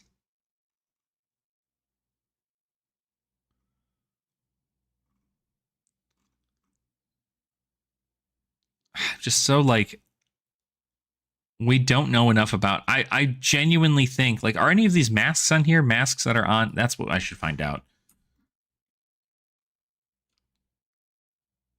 Are any of the masks that are on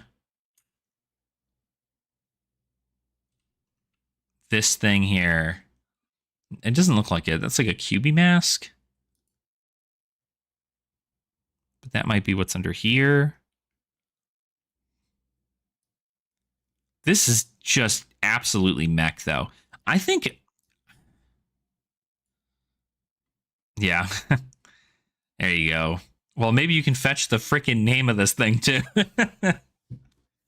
Pockets, I'm putting you to work. I need you to use your assassin skills and hack into the mainframe so that we can figure this shit out. Yeah, that's crazy. Jeez. Yep, it's sleep time again.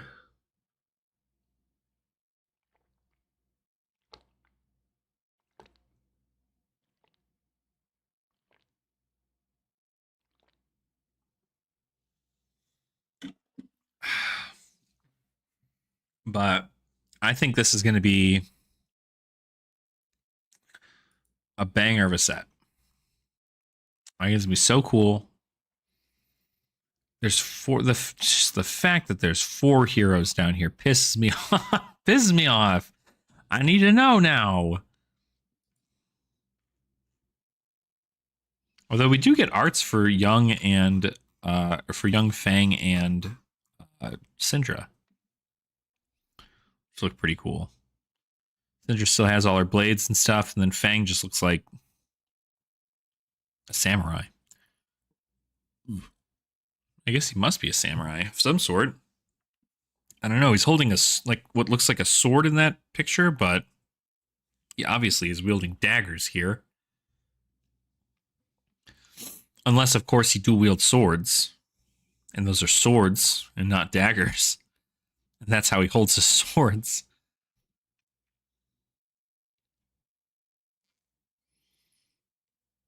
But Syndra looks gorgeous. Yeah. Very cool. Very cool. I think the the Arachne thing is probably like the most wildest thing I can see from this tied into here.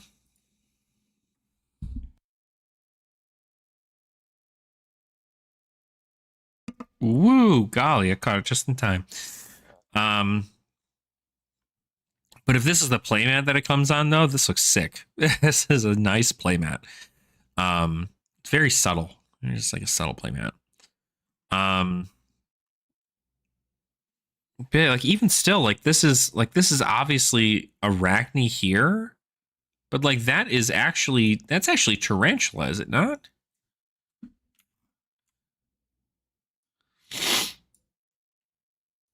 Oops. No. It's gotta be Arachne. Yeah, it's Arachne. Just kidding. So, but these are all like different things, and this is just like different stuff. I don't know. This is weird. But very, very cool. It's just so interesting because we have both of these Arachnes, both of them assassins. This is the Arachne that killed the Emperor. This Arachne is in solitary confinement. Not even sure if it's essentially the same one. That's the other thing, is that like how many of these guys also have that little like, they don't have that hump thing. Like none of them have that.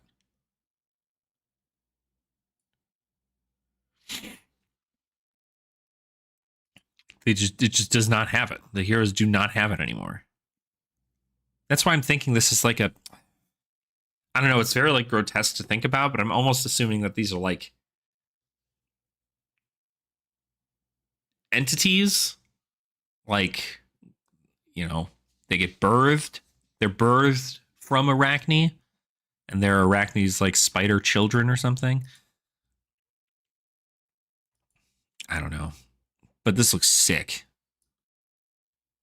And okay. Also, we also have to think about how absolutely frequent we've gotten assassin support, because we've gotten since Dynasty, right? Dynasty came out, assassins. Then Outsiders came out, assassins. Then we had Dusk Till Dawn, and then we had Bright Lights. Heavy hitters, 3 sets. Now we're getting assassins in Part the Mistveil. No assassins in Rosetta, but we did get assassin support in the expansion slot, and now we get another assassin set. So in the span of 2 years, we've gotten 4 sets that have had assassin things in them. Lowest amount of card support. I mean, more, I would imagine, because you got to split it with everybody, right? Like, don't they have that thing on Fabrary? Card distributions.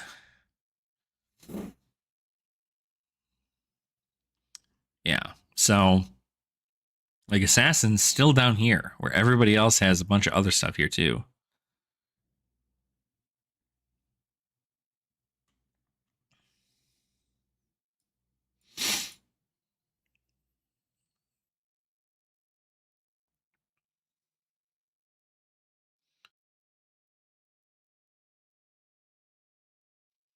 Only 6 assassin weapons. 125 assassin cards. 155 brute. Illusionist has the least amount of just illusionist cards. They've all been talented. There's 283 mech cards, but this is mainly due to Bright Lights. 159 ninja cards, 149 ranger cards.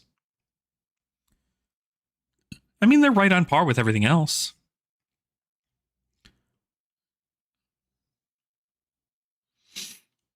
Yeah. Yeah, that is very interesting in regards to that.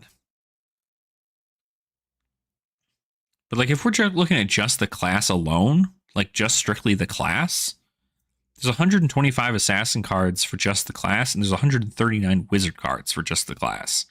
The only difference is that assassin doesn't have a talent. But there's also no talented. No, I'm just kidding. Yeah, there's no talent outside of Mystic.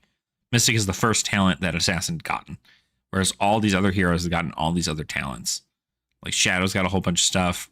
Lightning for Runeblade, Earth for Runeblade, Elemental for Runeblade. So,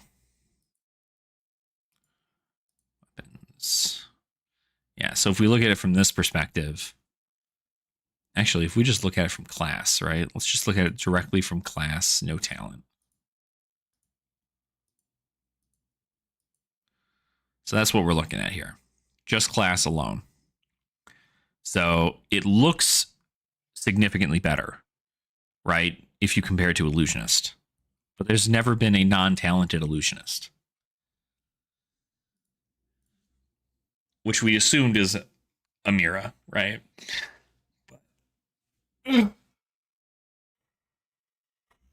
Crap. I didn't think I was going to have to go back to bed, but I think I might. I do have work today. I just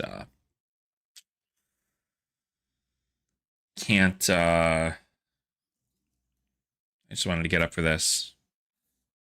And now that we're talking about it and everything, I'm freaking out. I want to check all this other stuff. But I think, honestly, the set's going to be a banger regardless, right? And we're just info heads. I know, dude. I know. It's all I want to do. And like it sucks because it's not like, I can't just be like, oh, I'm gonna go and I'm gonna go watch like the World Championship, right? Like that's not until tomorrow. Oh, jeez Louise. I just don't know. I mean, there's so much. There's so much that can be assumed. And I think the only thing that's pissing me off is the fact that there's a fourth hero that we just don't know about. We just don't know about this fourth hero. They're going to throw in a blitz deck for a fourth hero. And then nothing. Because I also think that splitting between 4 classes is difficult enough as it is. I think 3 classes is comfortable, and that's something that they've been doing with every one of their like banger sets have had. It's either been, as far as draft goes, heavy hitters, 3 classes did fantastic. Part the Misfail, 3 classes did fantastic, and they all shared the same talent. Rosetta was 2 classes and 2 talents, so that was at least like easily done. And then this one will, I think it's only 3, just for the record. I think it's only 3 because that just should be what it is, right? There should be only 3. But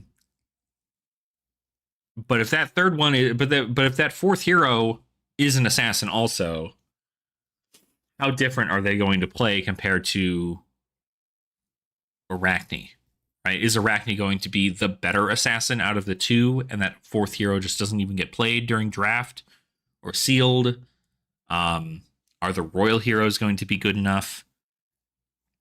Because you also have to remember, Draconic cards are only red. Just for the record, they're only red. You can give something the Draconic title, but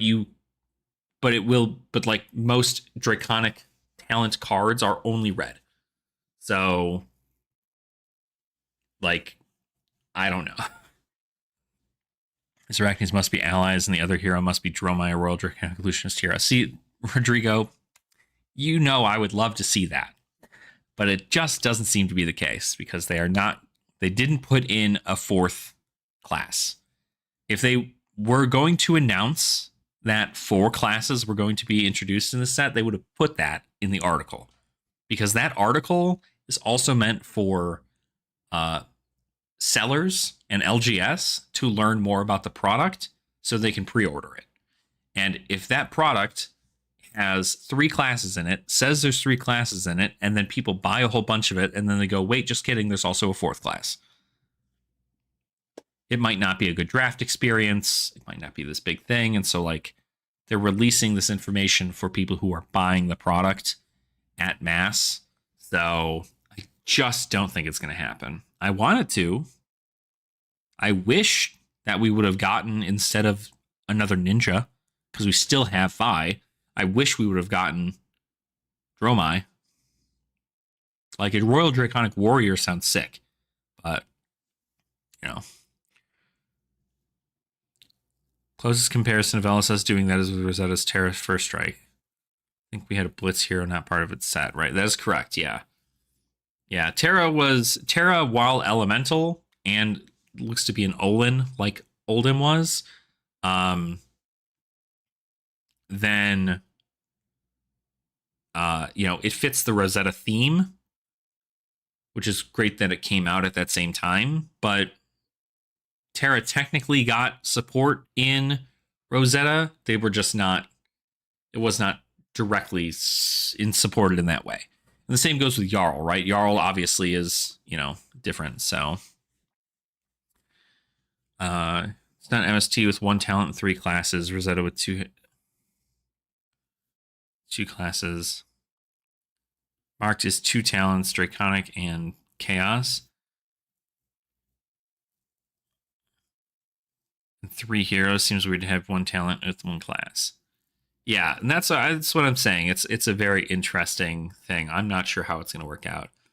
And yeah, we do get a Draconic Ninja. What I'm saying is that because we already have a Draconic Ninja, I wish we had just gotten a new Draconic Illusionist. Right? I wish that Dromai just became, like, it was a Royal Draconic Illusionist, and Dromai took the place of the Draconic Ninja. Because we already have Phi. But I digress. I'm sure she will be a fine hero. But I don't know that it will it's got to be better than Phi. Right? Like if you're going to play a Draconic, like, the Royal thing is what's really getting me, because, like, Royal still does not directly affect anything yet. I'm assuming they're going to make new Royal cards, because if they're adding two heroes with the same class or same talent, then they'd go ahead and do that there, right? But if we look at the cards on Fabrary,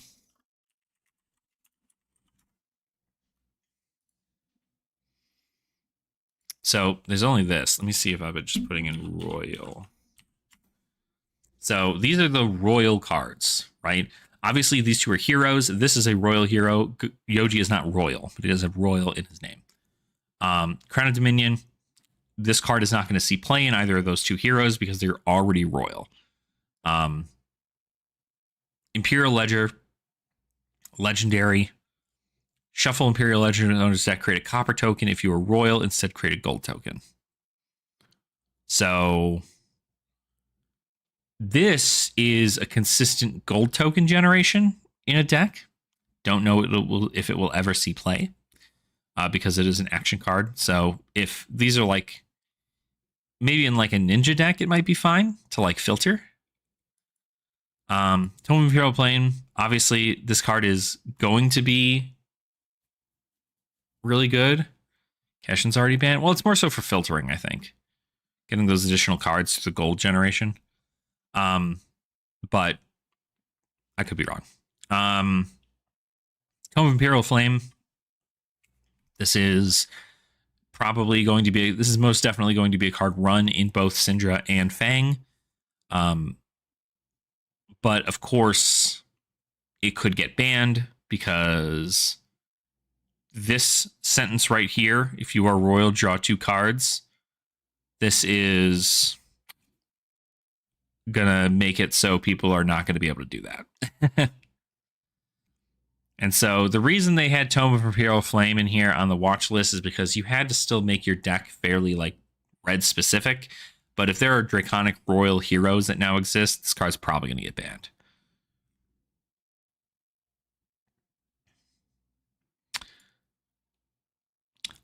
No, I don't believe so. Because I believe what happens is that your deck needs to be constructed with the talent and classes that your hero is.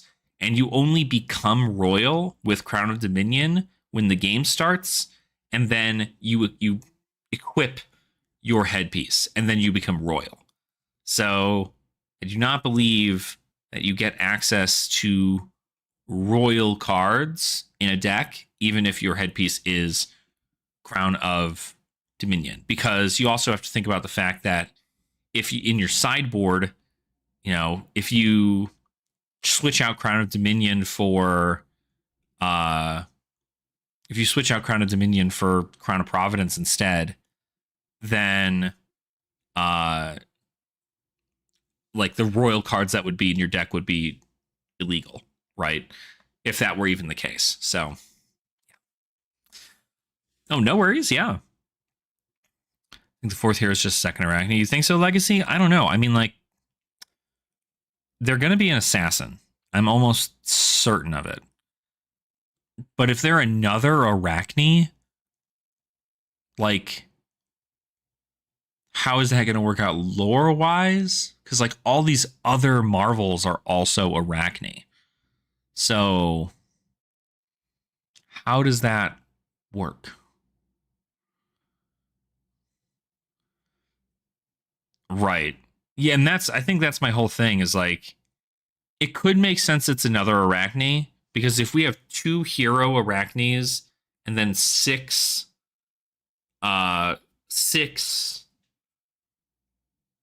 Marvel, like Arachne Chaos Phantom or whatever the hell we think that thing says at the bottom of it, that's 8, right? I'm looking at the number 8. This is my theory crafting, is I'm looking at the number 8 because 8 is often symbolized being spider-esque, right? And so Arachne obviously being arachnid, right? Kind of going through that whole thing. So if there are 2 heroes that you can play as Arachne, maybe one of them it has a go tall strategy and the other one has a go wide strategy, and then you have 6 other heroes that you can do with, right? So I bet the fourth hero is Azuri. It would make sense why some of the cards that they shown had stealth on them as well as contract. Be 2 assassins together against Volcar. Well, it could also be, I don't know that we'll ever see it, but Arachne Solitary Confinement cares a lot about stealth cards. Because their first stealth card they play gets go again. So we could see an Arachne Solitary Confinement reprint as a young hero. Because we also, for the record, the fourth hero might not even be an adult hero. I'm just saying. Because Outsiders had Benji, Arachne Solitary Confinement, and that's it. Those 2 heroes are not CC legal, but they got Blitz decks. So that is a thing. Arachne ended up seeking out Azuri to talk about the contract. Maybe. But I know that I can't remember. I'll have to look that up again. So yeah, right. And when I saw Yoji, I was like, wait a minute, he's back. Let's go. But yeah, so I think, but even still, even if that other assassin is just like a reprinted version of Arachne, or like a version of Arachne, that might make it to where like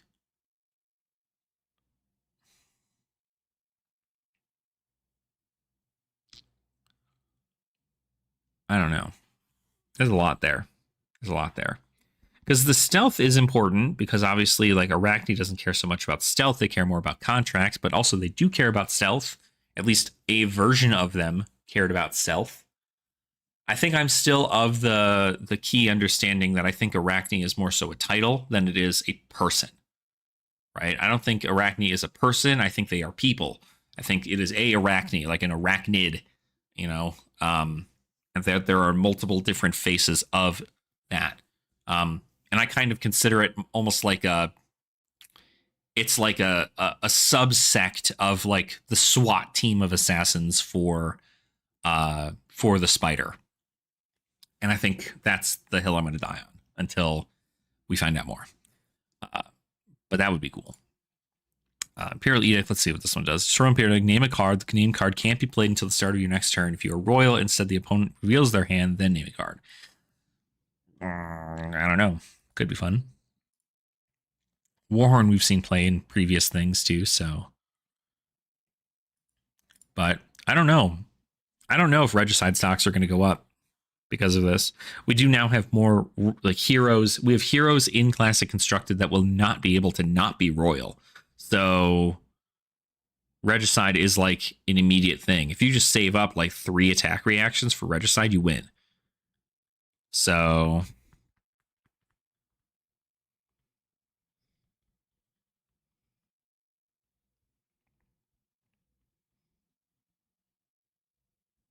"10 Foot Tall" would be fun to play. Oh, I mean, that's a fun card to play regardless.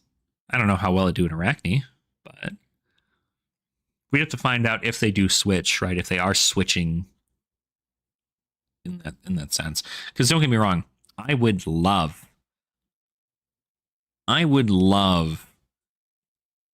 if they were allies and like you were able to like contract an ally to do that. So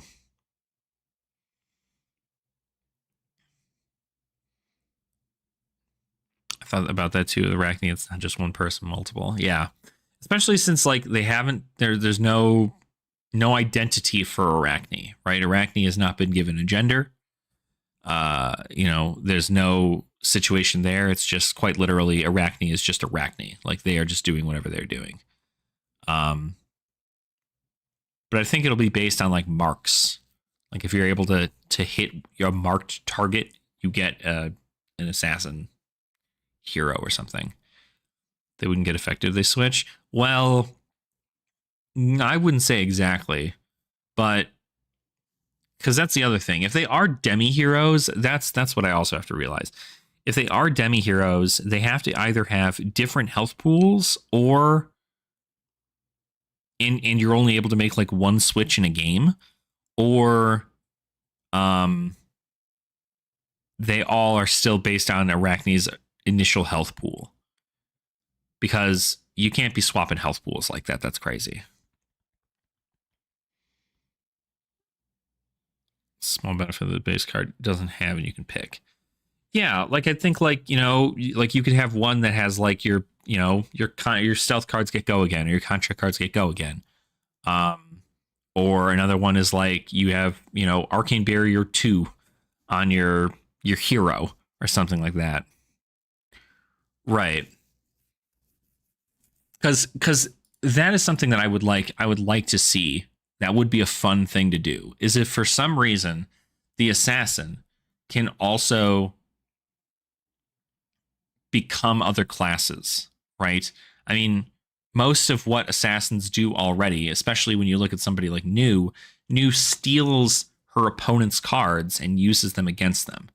And so if we utilize that same concept, we can steal an opponent's class and then utilize their class cards better. So maybe, for instance, right, like if you become Arachne Trapdoor, all of your attack actions gain boost when they boost all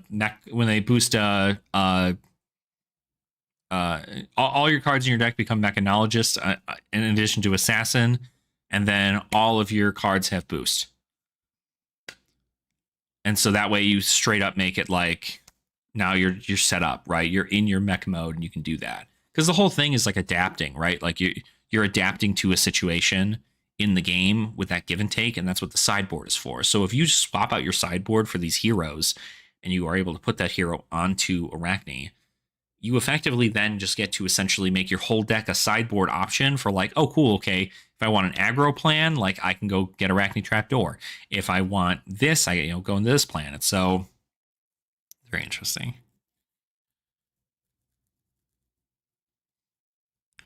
Yeah. Adapt every time you fail. Yeah, I mean, like, I don't think there should be I don't think it should be constant switching. Like, I think there's it's like a sub path. You could be like, cool, I really like how, I like to eventually go into the Black Widow mode and do whatever Black Widow does, and that is their preferred playstyle. It's effectively just giving one class several different playstyles based on these different things. So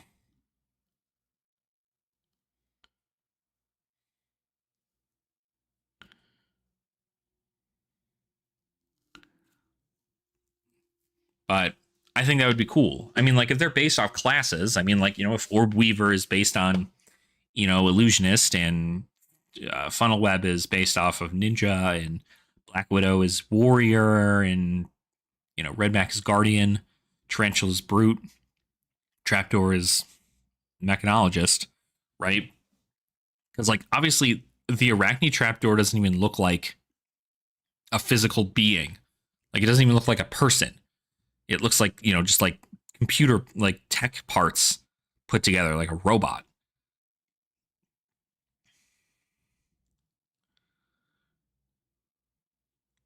Exactly, right?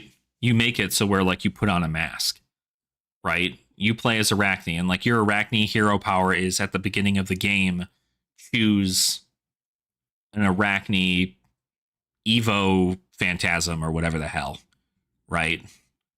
And then you plop that on top of your hero, and that's your hero's starting life total for the game, and that's your hero's ability for the game.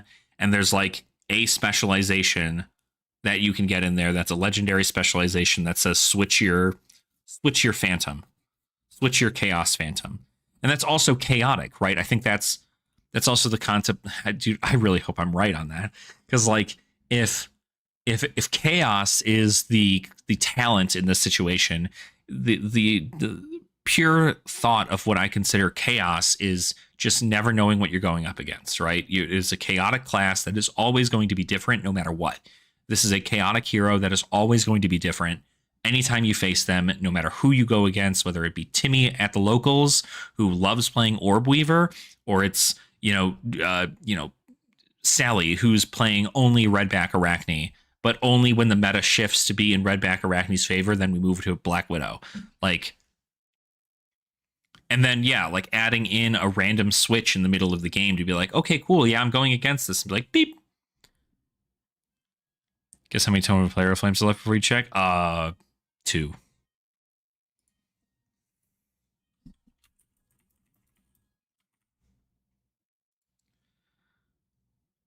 Ooh, 1. I was close. Oof. Guys, nobody's really buying these at this price, right? Oh my god, people are buying them at $70 a piece? You got me fucked up, dog. Oh, shit. Oh, shit. Whoops, shit.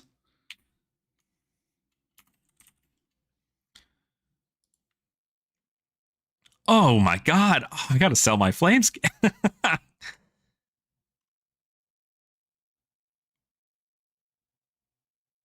Jesus Christ. This is selling for almost as high as the cold foil is. Guys, don't buy hype prices, okay? Just don't do it. Don't buy hype prices. It'll be fine. I mean, to be fair, you've had like 2 years to buy a flame scale furnace, and if you haven't done that, like, yeesh. All right, Pockets. Well, send some of that money my way. I'll be happy to to assist. Oh, Jesus. What I really love about Florian is that he's basically a 3-phase World of Warcraft boss based on how much Earth he has banished as he changes and the game goes on. Arachne should be able to as well. Arachne collects masks. I forgot about that. He collects all those different masks. Yeah. Yep. So I definitely think that when we're looking at something like this, a either effect changing Arachne, like maybe they're not based on like direct classes, but maybe they all have their own different ability and playstyle, and you shift your deck based around that.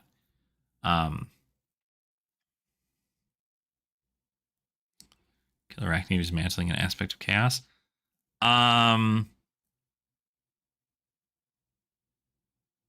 3 for the furnace, pay back what I paid. Yeah, right. No, I don't think so. They might,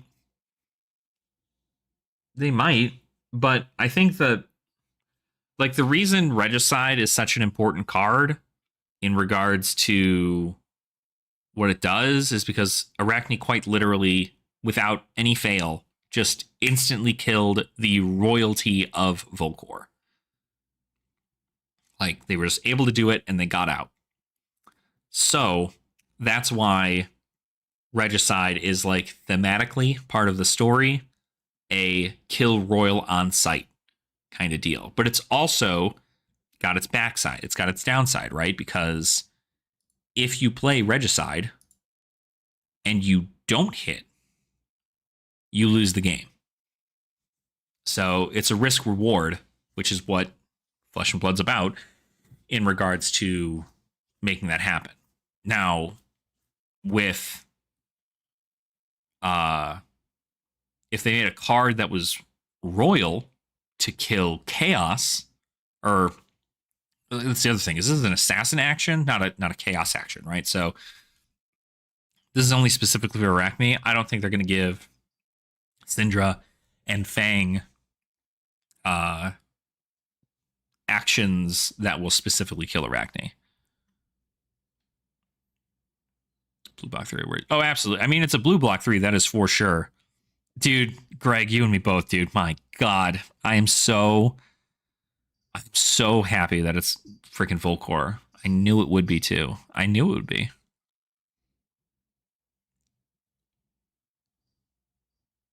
Spend money on the 7 cases.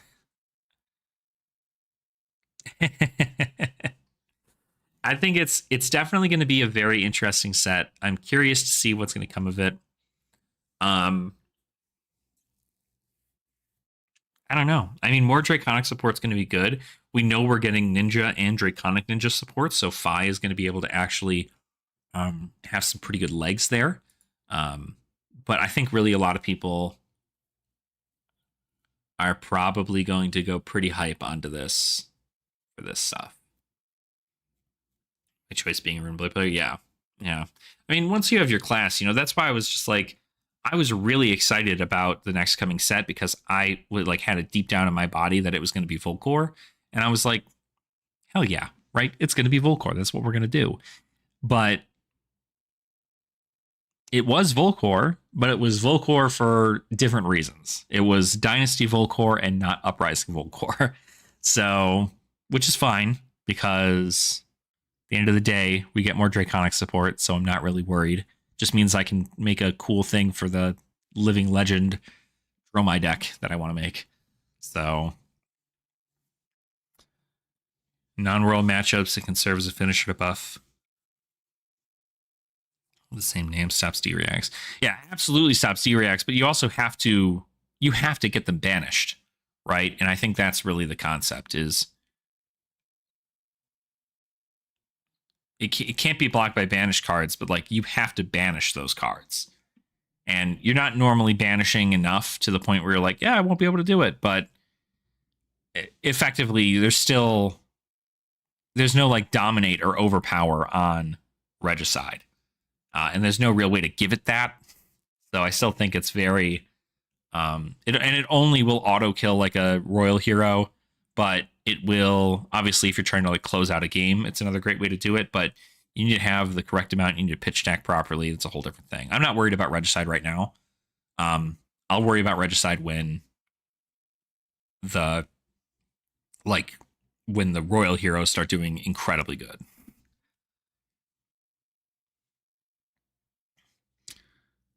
Definitely gonna bring Arachne out now. Yeah. Arachnes, I mean, Arachnes are really cool. I personally like Arachne's concept more than I like Azuri's concept and Nu's concept. Simply because it's very like stack your opponent's deck, right? Or like banish cards, complete contracts, this whole thing. But I know that Arachne has been getting support for a while. In regards to just like the new assassin stuff that's been coming out and stuff like that. And so now that we're getting another assassin class, I do think that Rangers kind of got fucking robbed here, because this is Outsiders was the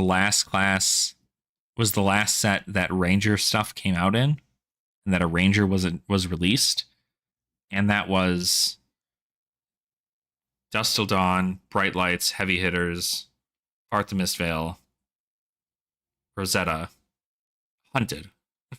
So that's 6 sets that they've gone without a new Ranger. So that does kind of suck. But, you know, they still have Azalea. Azalea's still doing well. And then you have... Oh my goodness, bubbers. And then you have Riptide, right? So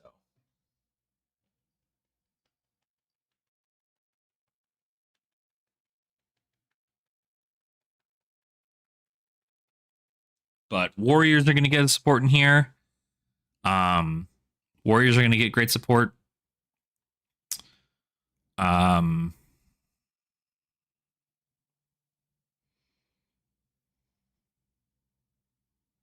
What else?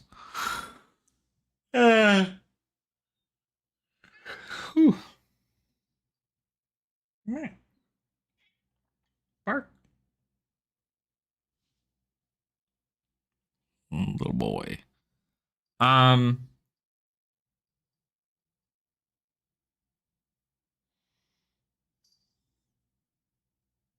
Yeah. So I don't know. I'm just thinking like probably should go sleep for a little bit, but the sun's coming up, so I don't know how that's all gonna work. Of course, my girlfriend's currently waking up, so there's just gonna be alarms that are going off. So maybe I'll sleep on the couch. Maybe I'll get a nice little couch nap in. That might be what I do. But anywho, yeah, Assassin seems cool. People say the bird text says Evo. I don't know.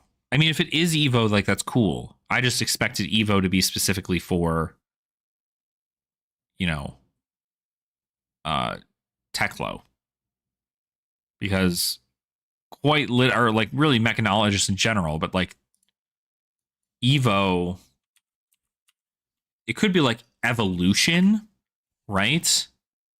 But like Teklevosin specifically is looking for Evos. Like very specifically looking for Evos.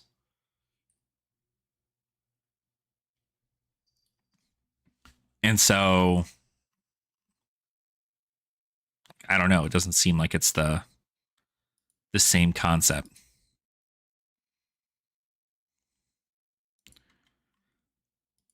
Yeah, I mean it certainly could be.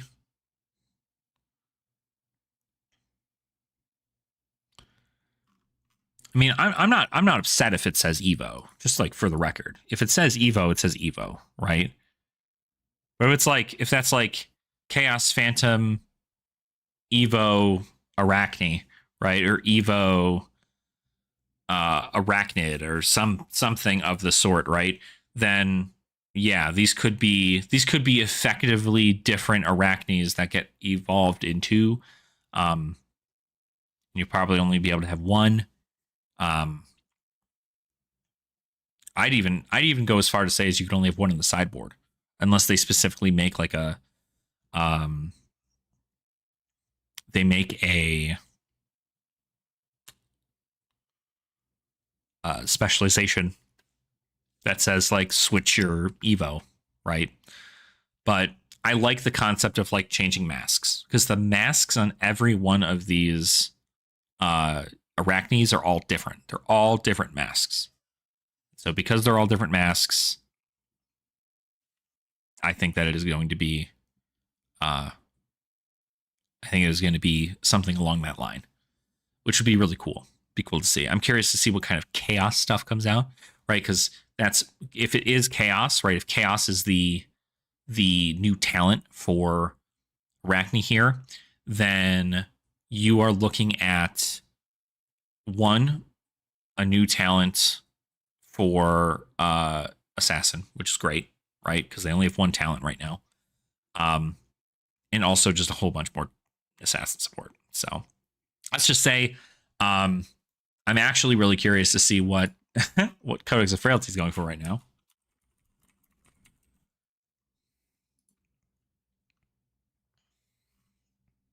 Codex of Frailty is still $84. Yep, the sun's coming up. That's how late I've been up.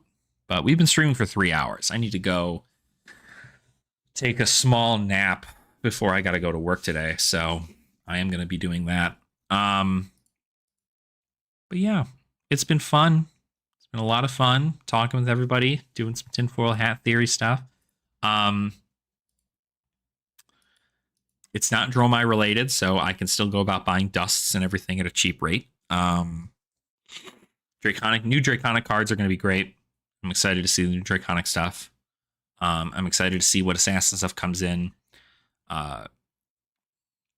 You know, if this hero plays, that'll be our speculation. Is that instead of these being allies, instead what they will be is masks, right? And with these masks, Arachne will change their playstyle based on the mask that they are using. So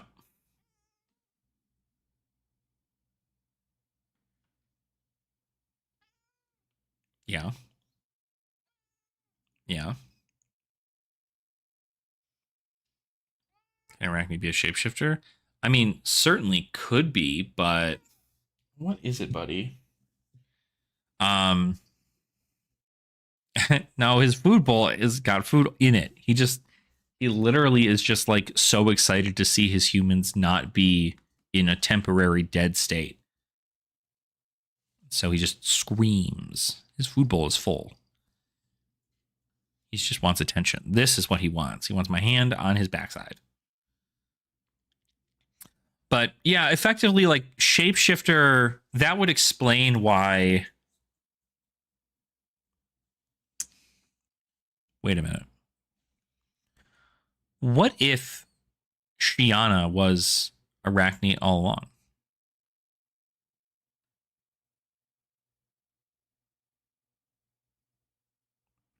That doesn't seem like it makes any sense. But if Shiana is a shapeshifter, that would only make sense that there could be another shapeshifter. But this, I don't think it's shapeshifting so much as it is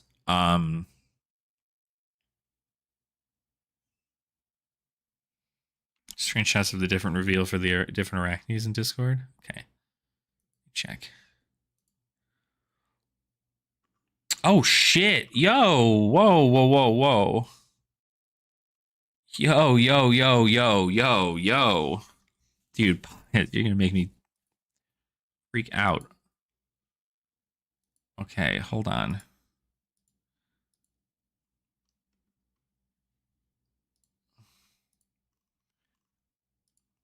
Okay.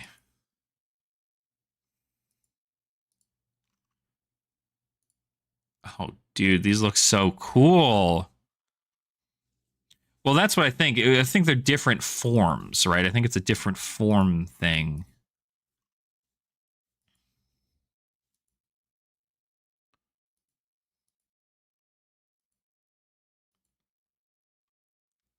Yeah, so, okay. So, yeah. So this is definitely redback, right? This is redback here. And this is a close-up of what they look like, I'd assume. Yeah, looks like the same picture. Whoops. Of course, it's not going to do it on both pages, but you know what I mean. So that's Redback. That's just the picture from the card. This is Tarantula. This is also from the card. You can see right up there. So that's Tarantula's face. This is Funnel Web right here. Very cool mask. Love this. So this is the trapdoor. Now these next two images are different. This is Orb Weaver, but not, at least it looks like Orb Weaver, but not the actual card art. This is they're not the Marvel art. This is an actual like card. Maybe this is like an attack action or something, or an action, because I'm sure you're wrapping this person up. I'm sure you're marking them or something of the sort. This next one is also, that's Tarantula for sure, because you see these big scythe things, and that's super cool to see that there. Buddy, you are so cute. You're so cute.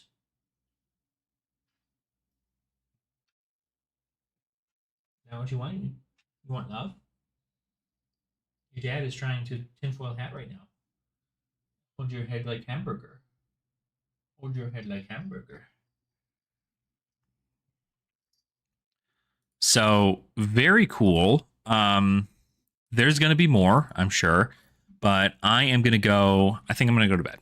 I'm going to go to bed real quick, and then I will. Yeah, I'm going to go to bed, and then I will talk to y'all later. We'll do all this stuff later. So, much appreciated hanging out with me for 3 hours as we tinfoil hat some stuff. I'm sure we'll find out more in like a week. I'm sure there'll just be like a whole slew of things as the weekend goes on. But regardless of any spoilers for the next set, do make sure to keep your eye on the World Championship. It's going to be a super fun time. I do suggest watching it if you can. Closest thing to sports I'll ever get to watching. So it's going to be a great time. But anyway, thank you all so much for watching. Thank you all for being here. I appreciate you. And if you haven't already, subscribe to the channel, because we're growing and growing every single day. Keep an eye out for more videos coming sometime later this week. And also continue having fun in the flesh and blood. And I'll see you all in our next video. All right, everybody. See you later.